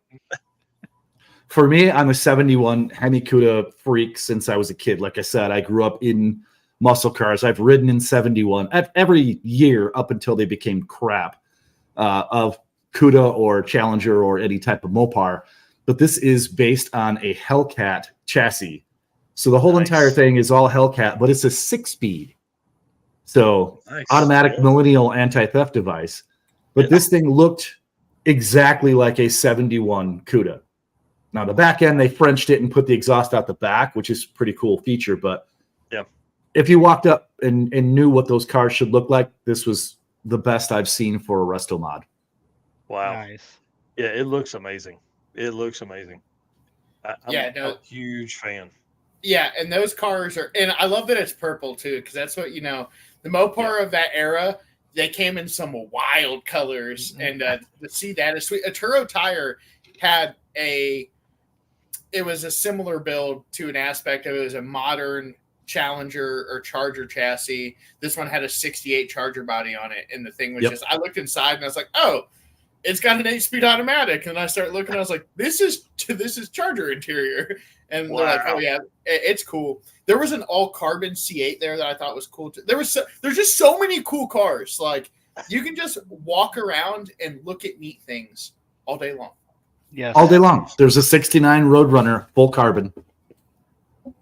Man, I just can't imagine like that. Okay, Eric, add that to our list for next year too. Right. Put that on the list too. I'm gonna need more vacation time. Yeah, you certainly will. You certainly will. That's exactly right. I don't need any more vacation time. I need more trips in my life, is what it sounds like. Well, and rent one of those little scooters if you're going to just look at stuff, because it's way better. Those little, get out of the way, guys. Beep beep. Hook your GoPro on there. Yeah, you will thank yourself, because I didn't even make it into the West Hall. And my buddy Ruck Rack, he created this thing for Jeeps called a Ruck Rack. He had his whole booth out there. I didn't even get to go see him. He didn't get to come see me. Wow, it was just too much going on. Yeah, when you're working that's too hard. Absolutely. Yeah. And they do that it's something cool they did last year. They did it on a Thursday. This year they did it on Friday. But they do like a fan experience. So if you're not kind of industry affiliated, you're able to get into the show and go walk around. And dude, Friday when I went to, say my goodbyes and go get ready to go get in and out and that kind of stuff, finishing up my week, there was a lot of, there's just so many more people. Like I said, SEMA this year was busier. It's like, it's even busier than pre-COVID SEMA. Wow. There's just an insane amount of people just to show that this industry is alive and thriving. And it's just so many. It's hard to get where you're going. And that's the thing, is you don't think you're like, oh, these halls are right next to each other. I had a video to do. I had to go from West Hall to South Hall, which you're like, oh, they're next to each other. Dude, that's a 20-minute walk. You have to go outside. I found the secret. If you go outside and walk outside, it cuts, I swear, a half mile off the walk. Oh, 100%. Wow. Or you can go through the test. They have that cool, I don't know what it's called. No, the Tesla tunnel. The loop. Yeah. You can go ride that.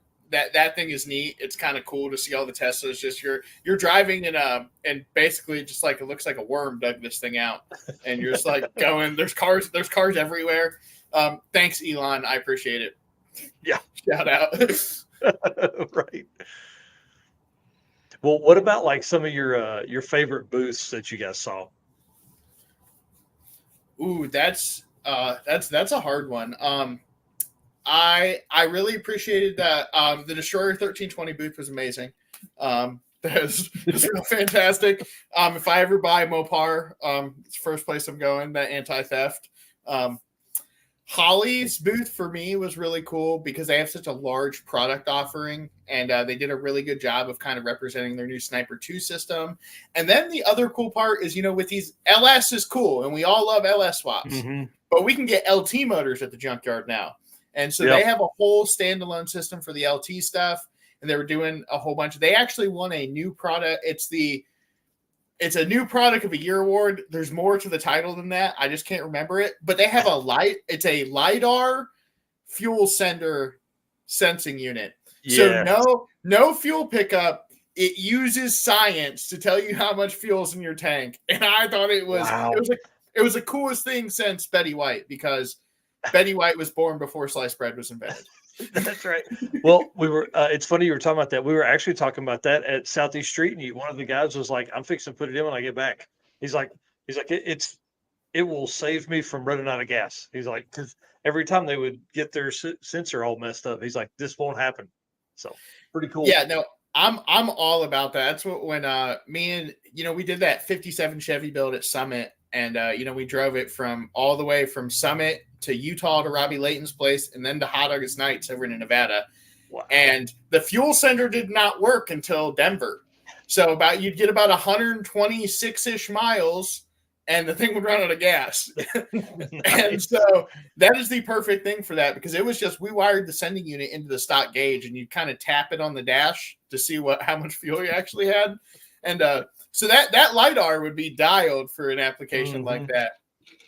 Yeah, tons. I mean, there was tons of cool stuff.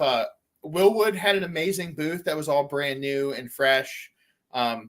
The Miller booth is always cool because they're welding in the show. Yeah. Oh, wow. Yeah, and then you go over to like the South Hall, which would be like, South Hall is wheels, tires, and tools. So you have Hunter with their massive booth over there, and they have all the machines and their mountain tires doing crazy stuff. And you got to watch like you're walking around in there, and then there's people with those airtight, like the tire cheetahs, and there's just those going off everywhere, and you kind of jump a little every time. You don't get used to it. Yeah, there's a ton of cool vendor booths out there. You just got to take it all in. Like, so I like the Anderson Composites because they had a ton. They had a full carbon C8, and then you just see all these cool cars made out of carbon. I know this is not a popular subject for a lot of people, but Tremec had some electric, their new kind of electric transmission, or I should say drivetrain in their booth. They had an electric powered E-Type Jaguar that is basically looked like the front half of a TKX with an 800 volt electric motor hanging off the front of it. And yeah, there was the electric section at SEMA this year was just it's not here to replace hot rodding. It's here to it's another power form to our sport. Eventually e-drag racing will be something a lot of people are doing. So they kind of had a whole section at the show, emerging electric, and they had a ton of cool stuff down there that just makes you scratch your head a bit. Like the guys that were riding horses in the early 1900s did the same thing when they saw gasoline-powered cars. They're like, that'll never last. Then who's ridden a horse in the last 50 years? It's a pleasure item, dude. Horses, anything that I can't cut the throttle on or it has a mind of its own, I'm kind of out. I can appreciate that. What about you, Eric? What was some of your favorite booths? Let's see. Besides the hand-built one that I made in my garage, right. Which is, I'm just saying, you don't have to be huge and like worth millions to be able to go and enjoy this and be a part of the show, which is really cool. I think it kind of helped us because people are like, well, who's that? Yeah. What are you doing?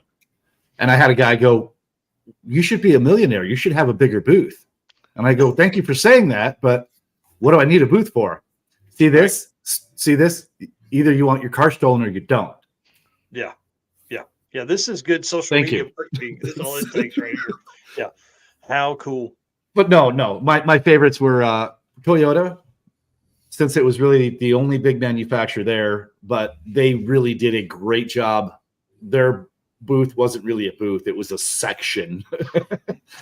And they had some of the coolest Toyota builds I've ever seen. And I'm not a Toyota dude. I mean, I like it for like a work truck. I had a Toyota Tacoma that I drive up mountains and go work on stuff. Not a fan other than that. But they had a really, really cool booth, really cool setup. And then there's wax booths that were in the North Hall. I don't know the name of the supercar, but the thing was full carbon fiber once again.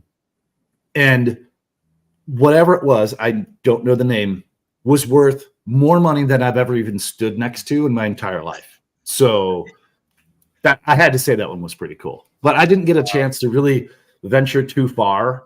Mm-hmm. I mean, I got to walk past Jay Leno's Demon 170 and his little spray boots, so that was pretty cool. But I really was, jump outside, come back in, grab a sandwich, go to the bathroom. That was it. So, I mean, Yeah. I really didn't get to gallivant too much, but that's what I got. That's definitely the aspect of working the show is you're like, these are all things you see in passing when you're walking to and from your booth. Like, you're not as kind of, working your booth. You're not sticker picking and tire kicking. You're and you got the blinders on. Picking and tire kicking. I mean, that's true. I'll be honest. I do have sitting right across my living room. There is a very large bag of stickers, lanyards. There's some socks. There's people put some real cool stuff out on their booths, and you just kind of it's smile and wave, boys, smile and wave. Just don't make eye contact because you're picking it up. Well, and that's one thing I think Eric and I are going to struggle with is we've set up these meet and greets at like I'm working with Tommy and Jim to do one at the Summit booth, and like it'll be okay. We can only be gone this long because we only have volunteers that can run our booth for the time that we're gone, so we're going to have to really be careful with not getting, oh, hey, there's some race car friends there. Let's talk to them for a few minutes. It's going to be interesting. Yeah. Oh, hey, we need to see these people. David and Tina Pierce are always a great one, but I'll talk to them for 30 or 45 minutes, and I'm not going to be able to do that this time. Yeah, you got to tap them on the shoulder and say, hey, follow us. Come back and do it at the booth. Yeah. That's smart. Exactly Yep. So, what'd you guys do in the evenings, or were you too burnt out to do anything? So we would walk back through because we were connected to the halls through Westgate. We would walk back through, and you basically walk right into a bar. I mean, there's a bar on your left as you walk in, and then there's a casino to your right. So depending upon how busy the bar was, you'd grab a beer, and then you'd walk over to the casino, sit down, and just relax for a minute. Yeah. Because the line going through, no matter, it would have to be 2 hours after the thing shut down before you can even get to the elevator to think about going up and down. And the elevator in Westgate is the worst thing I've ever seen in my life. I think 1 out of 8 work, truly work. So the line was just, I mean, Tom Bailey, I'm look over, I see Tom Bailey, and I'm like, oh, that's Tom Bailey. And he opens this little door and goes walking out. I'm like, what? He went the stairs. He actually walked up. I wasn't going to go. I was on the 5th floor, and my fat self was, that's good. I'm good. Like, nope, I've walked enough today. I've walked enough. I'm not trying to climb stairs. Yeah. But no, we would go, we'd grab a beer, we'd sit down, play a little slots here and there, and talk to people. Got to talk to a whole bunch of different people that were at the event, and see how their things are going. And once the line died down, go up, put your feet up for a minute, go grab dinner, and sack out because you got to get up and roll again. I'm the chubby little fat kid inside me loves food. So most of my after show shenanigans was I'm not into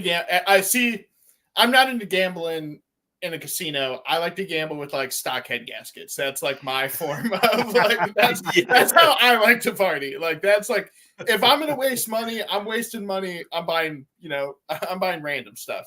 So I'd go get something for dinner, go kind of talk to the work guys, see what's going on. And then so my guilty pleasure hobby is RC airplanes. And nice. I have an RC airplane simulator with like a controller, and I hooked that up to my the TV in my hotel room and sat there and beat sticks for a couple hours. And then I was tuckered out and fell right asleep and hit the show the next day. Nice. And so let's talk about like setup real quick, because you guys, obviously this doesn't start on SEMA starts on Tuesday and runs through Friday, right? So like when did you guys arrive? So I got in Monday at 10 a.m.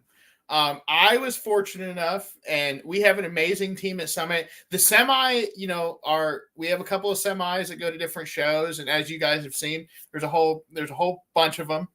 And so they got there, I believe, Saturday or Sunday, and it's like they're very good at what they do in the aspect of you can put the thing up real fast. So the team slayed between Summit, Trick Flow, and ATEC, setting the booth up, getting that all situated.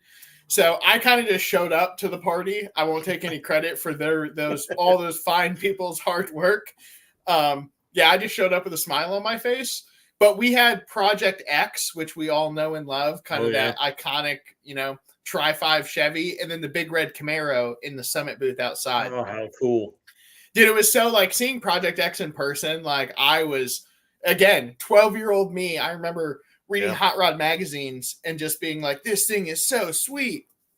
And to see it in person and like look at it is amazing. But yeah, no, our hardworking Summit guys got the booth set up several days before the show. Like you had to be set up on Monday, ready to go, because watching the whole orchestra of stuff being moved in and out of the show is insane. Like, it's amazing how it can go from an empty convention center that just had a show in it like a weekend prior to a full out, SEMA. It's wild how that whole thing works. It blows my mind every time. Right. Eric, you're muted, bud. Check 1 2. Check 1 2. Okay. No, so ours was a little different. I woke up at the butt crack of dawn and we loaded all the stuff in the back of my Dodge Ram 2500 and strapped it all down and started driving. And we ended up there about 2:30. We pulled in, and that, like I said, we tried to find, hey, we're here to put up stuff at our booth at the North Hall. Where do we go? Go around back. Nice. Okay. Well, around back is relative because it's massive. So you got to go down 4 blocks that way, 2 streets later to be able to turn that, because the other road goes that way. You get around. Oh, nice. Luckily, we were able to find where we had to go. So we pull up and I'm like, hey, here's what's going on. Here's what I have. I had all my credentials and everything. I had my SEMA exhibitor summit person. I was here. I'm paid. Yeah. Okay. So we pull up into this little parking lot and they pull up with a little cart, throw all your stuff on there. And then my wife had to jump on the cart and find the booth because I had to move my truck immediately. I could not leave the truck there while I went to even see where the booth was. I had the little map that I'd seen when I bought, when I paid for the booth. But I was like, okay, so that's when I went and did the whole fiasco where I saw the welder up truck and was like, how do I park? Luckily, I was able to park there and jog my way back across over to where my wife was and then try and set up the booth. But it really was, it worked out really well. It could have been very bad. Had we not stayed at that hotel right there, this would be a completely different story. Yeah, this 200 KSS saying F1 track being set up made traffic even more fun.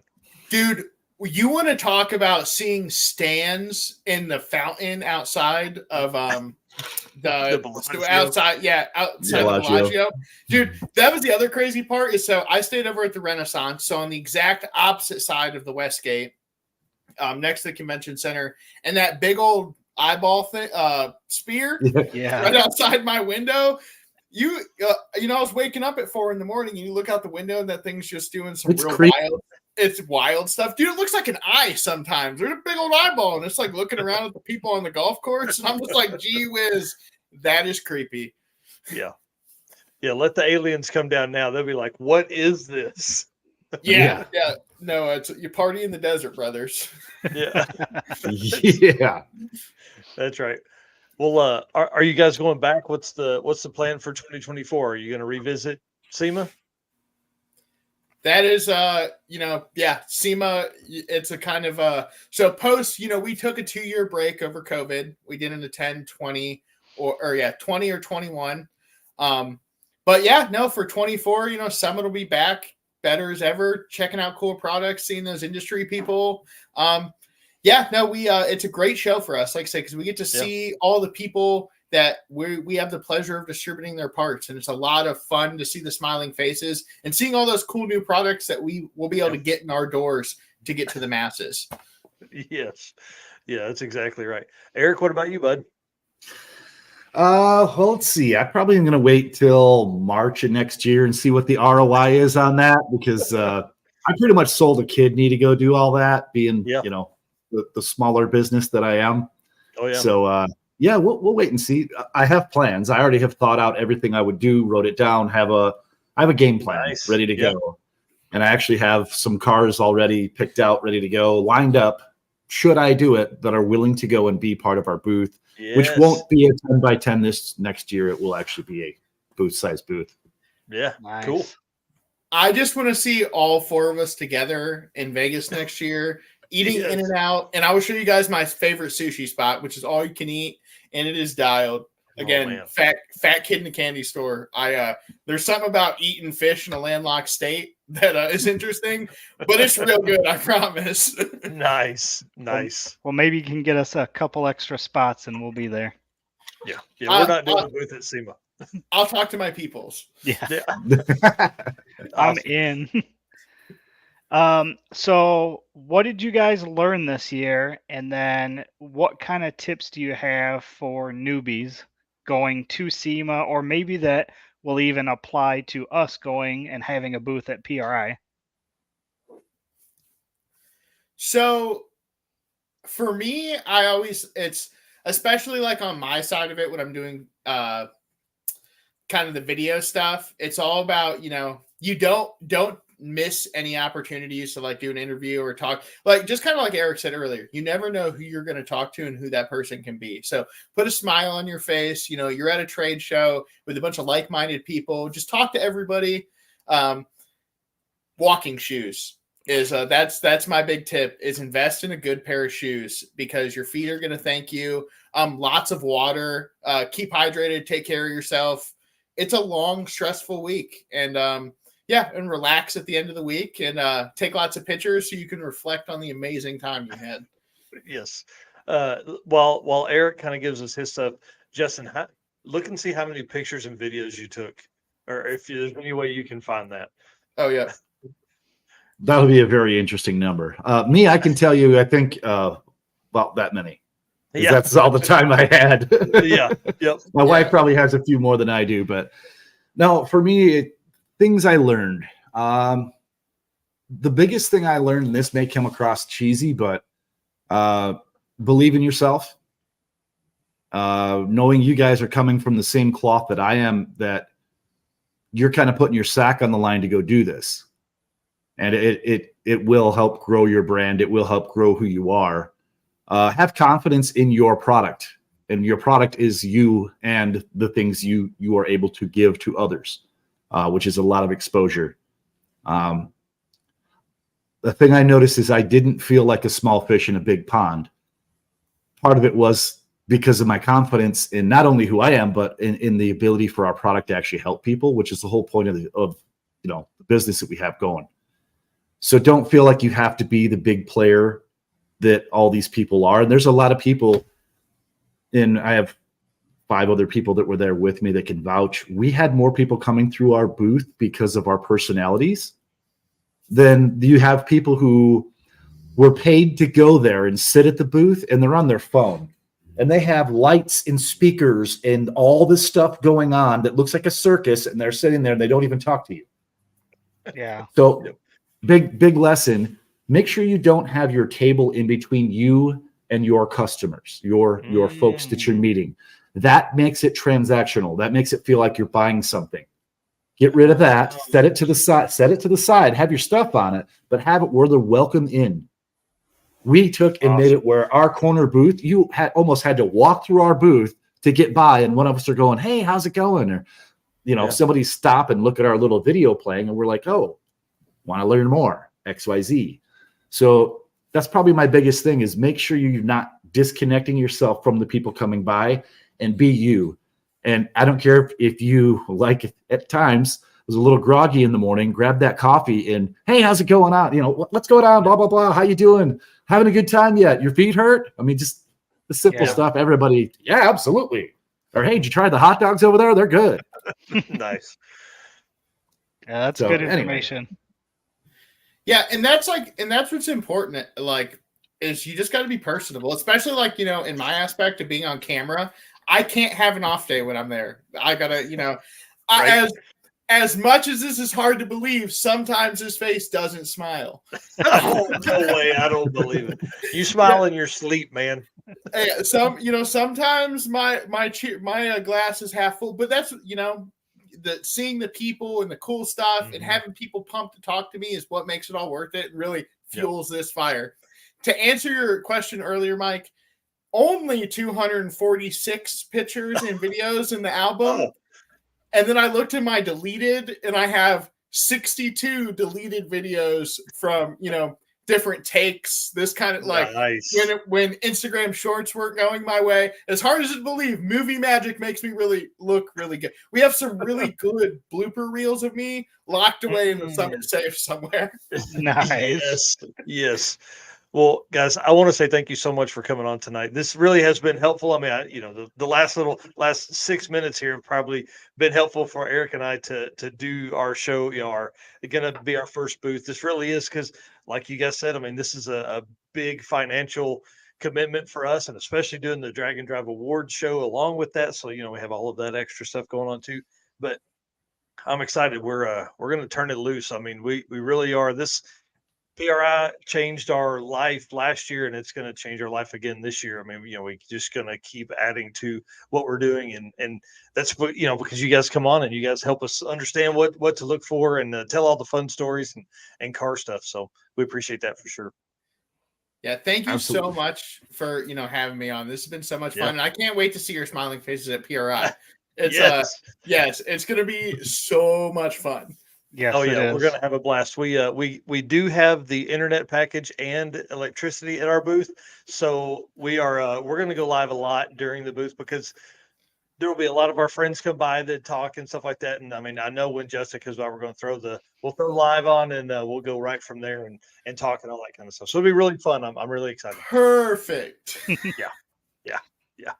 Yeah, it's That's amazing. I'm pumped. Well, guys, tell everybody obviously where they can find you on social media. We want, folks to immediately that are definitely on a Mopar to go find Destroyer 1320. So tell them where they can find that. And then obviously, Justin, where they can follow your stuff.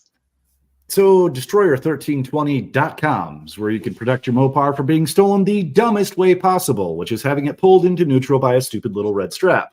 And there may be somebody who's way up in the company, maybe CEO level, who bought 2 of them for his personal vehicles. So they do work.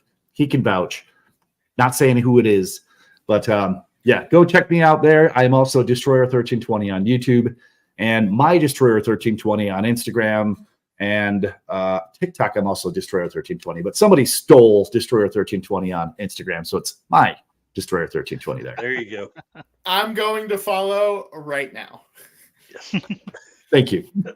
So for me, you can find my smiling face on Summit Racing's YouTube page, on our TikTok, on our Instagram, even on the main page when you jump on summitracing.com.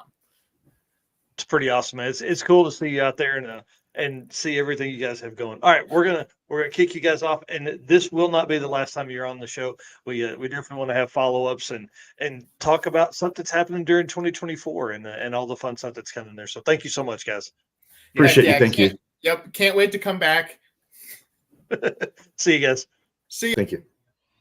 Awesome, dude. How much fun was that? Those guys are amazing. Yeah, that was a lot of fun.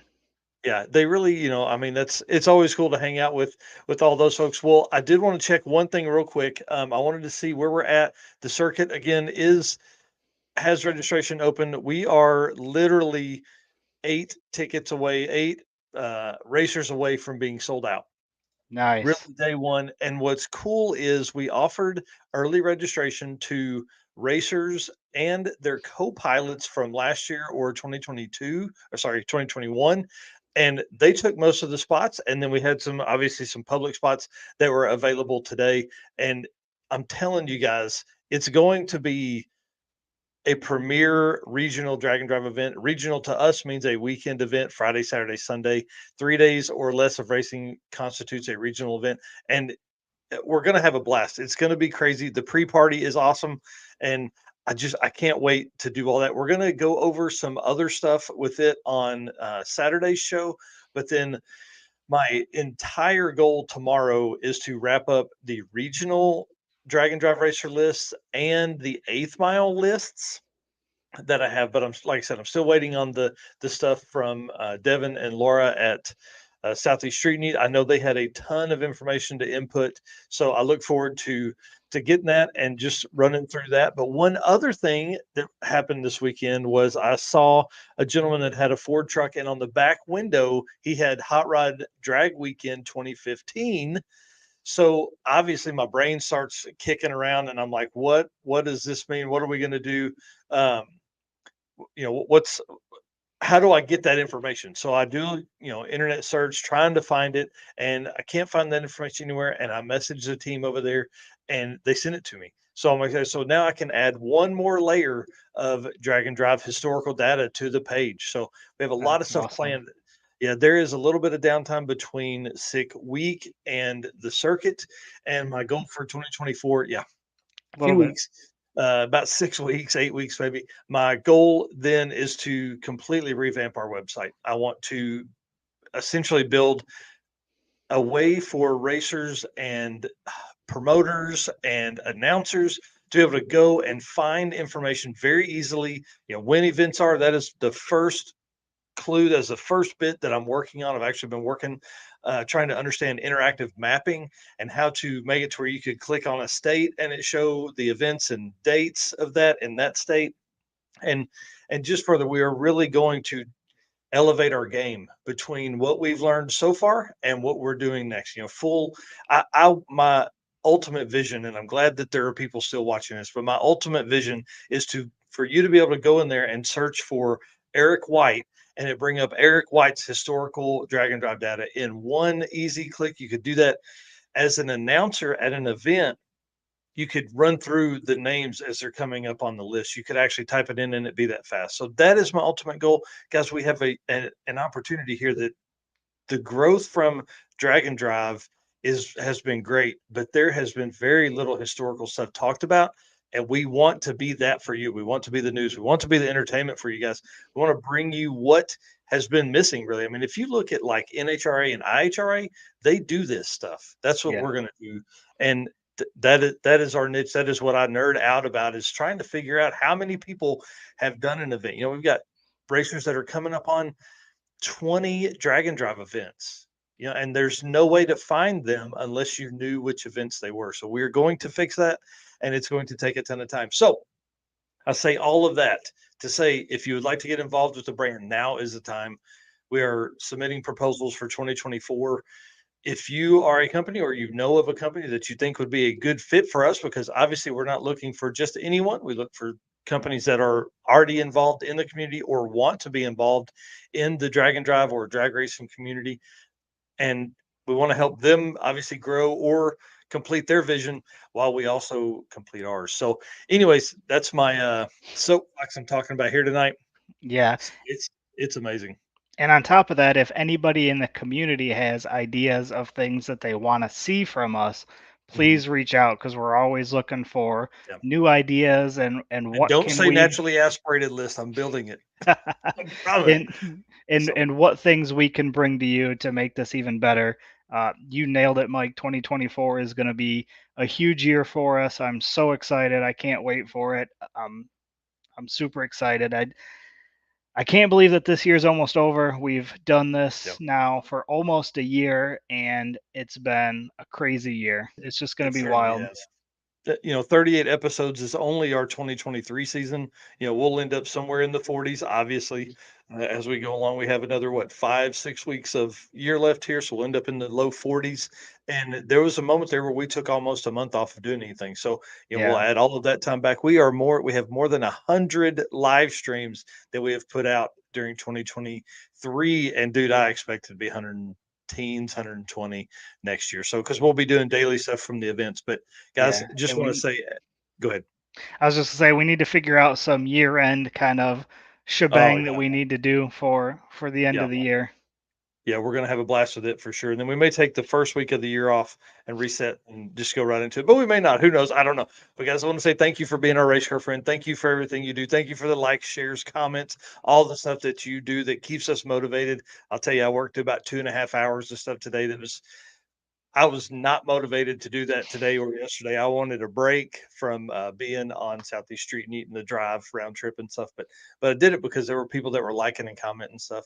And guys, I want to say thank you to our sponsors. And we can't do it without them. We can't make these trips to these events without them and being a part of everything. So Summit Racing, thank you very much. Thank you for letting Justin come on tonight. We appreciate that. Molly Motorsports, thank you for being a part of our program. And then, of course, obviously, given the tour the other day, Eric Grillo was a super host, and we got to meet a lot of people that are behind the scenes. Howard's Cams, our buddy Luke B up there. That dude is amazing. I can't wait to hang out with him. We're going to see him. We're actually going to be at his booth Thursday afternoon at PRI for a meet and greet for about an hour. Sweet Patina, the first sponsor that came on board with us. Give us a chance. Thank you very much. We appreciate them. And because they really are, they live and breathe built for drag and drive, built for driving. And that's what they do. Everything they offer is to keep your car going and looking better. And then Racing Junk Classifieds, man, I'm telling you, I'm going to end up buying something on there. There's all kinds of engines. We always feature cars, but there's all kinds of engines and parts and pieces and things like that. So thank you very much, guys. We appreciate it. Yep. See you guys on Saturday morning. 10 a.m. Eastern. All right. I'm hitting the button. Bye.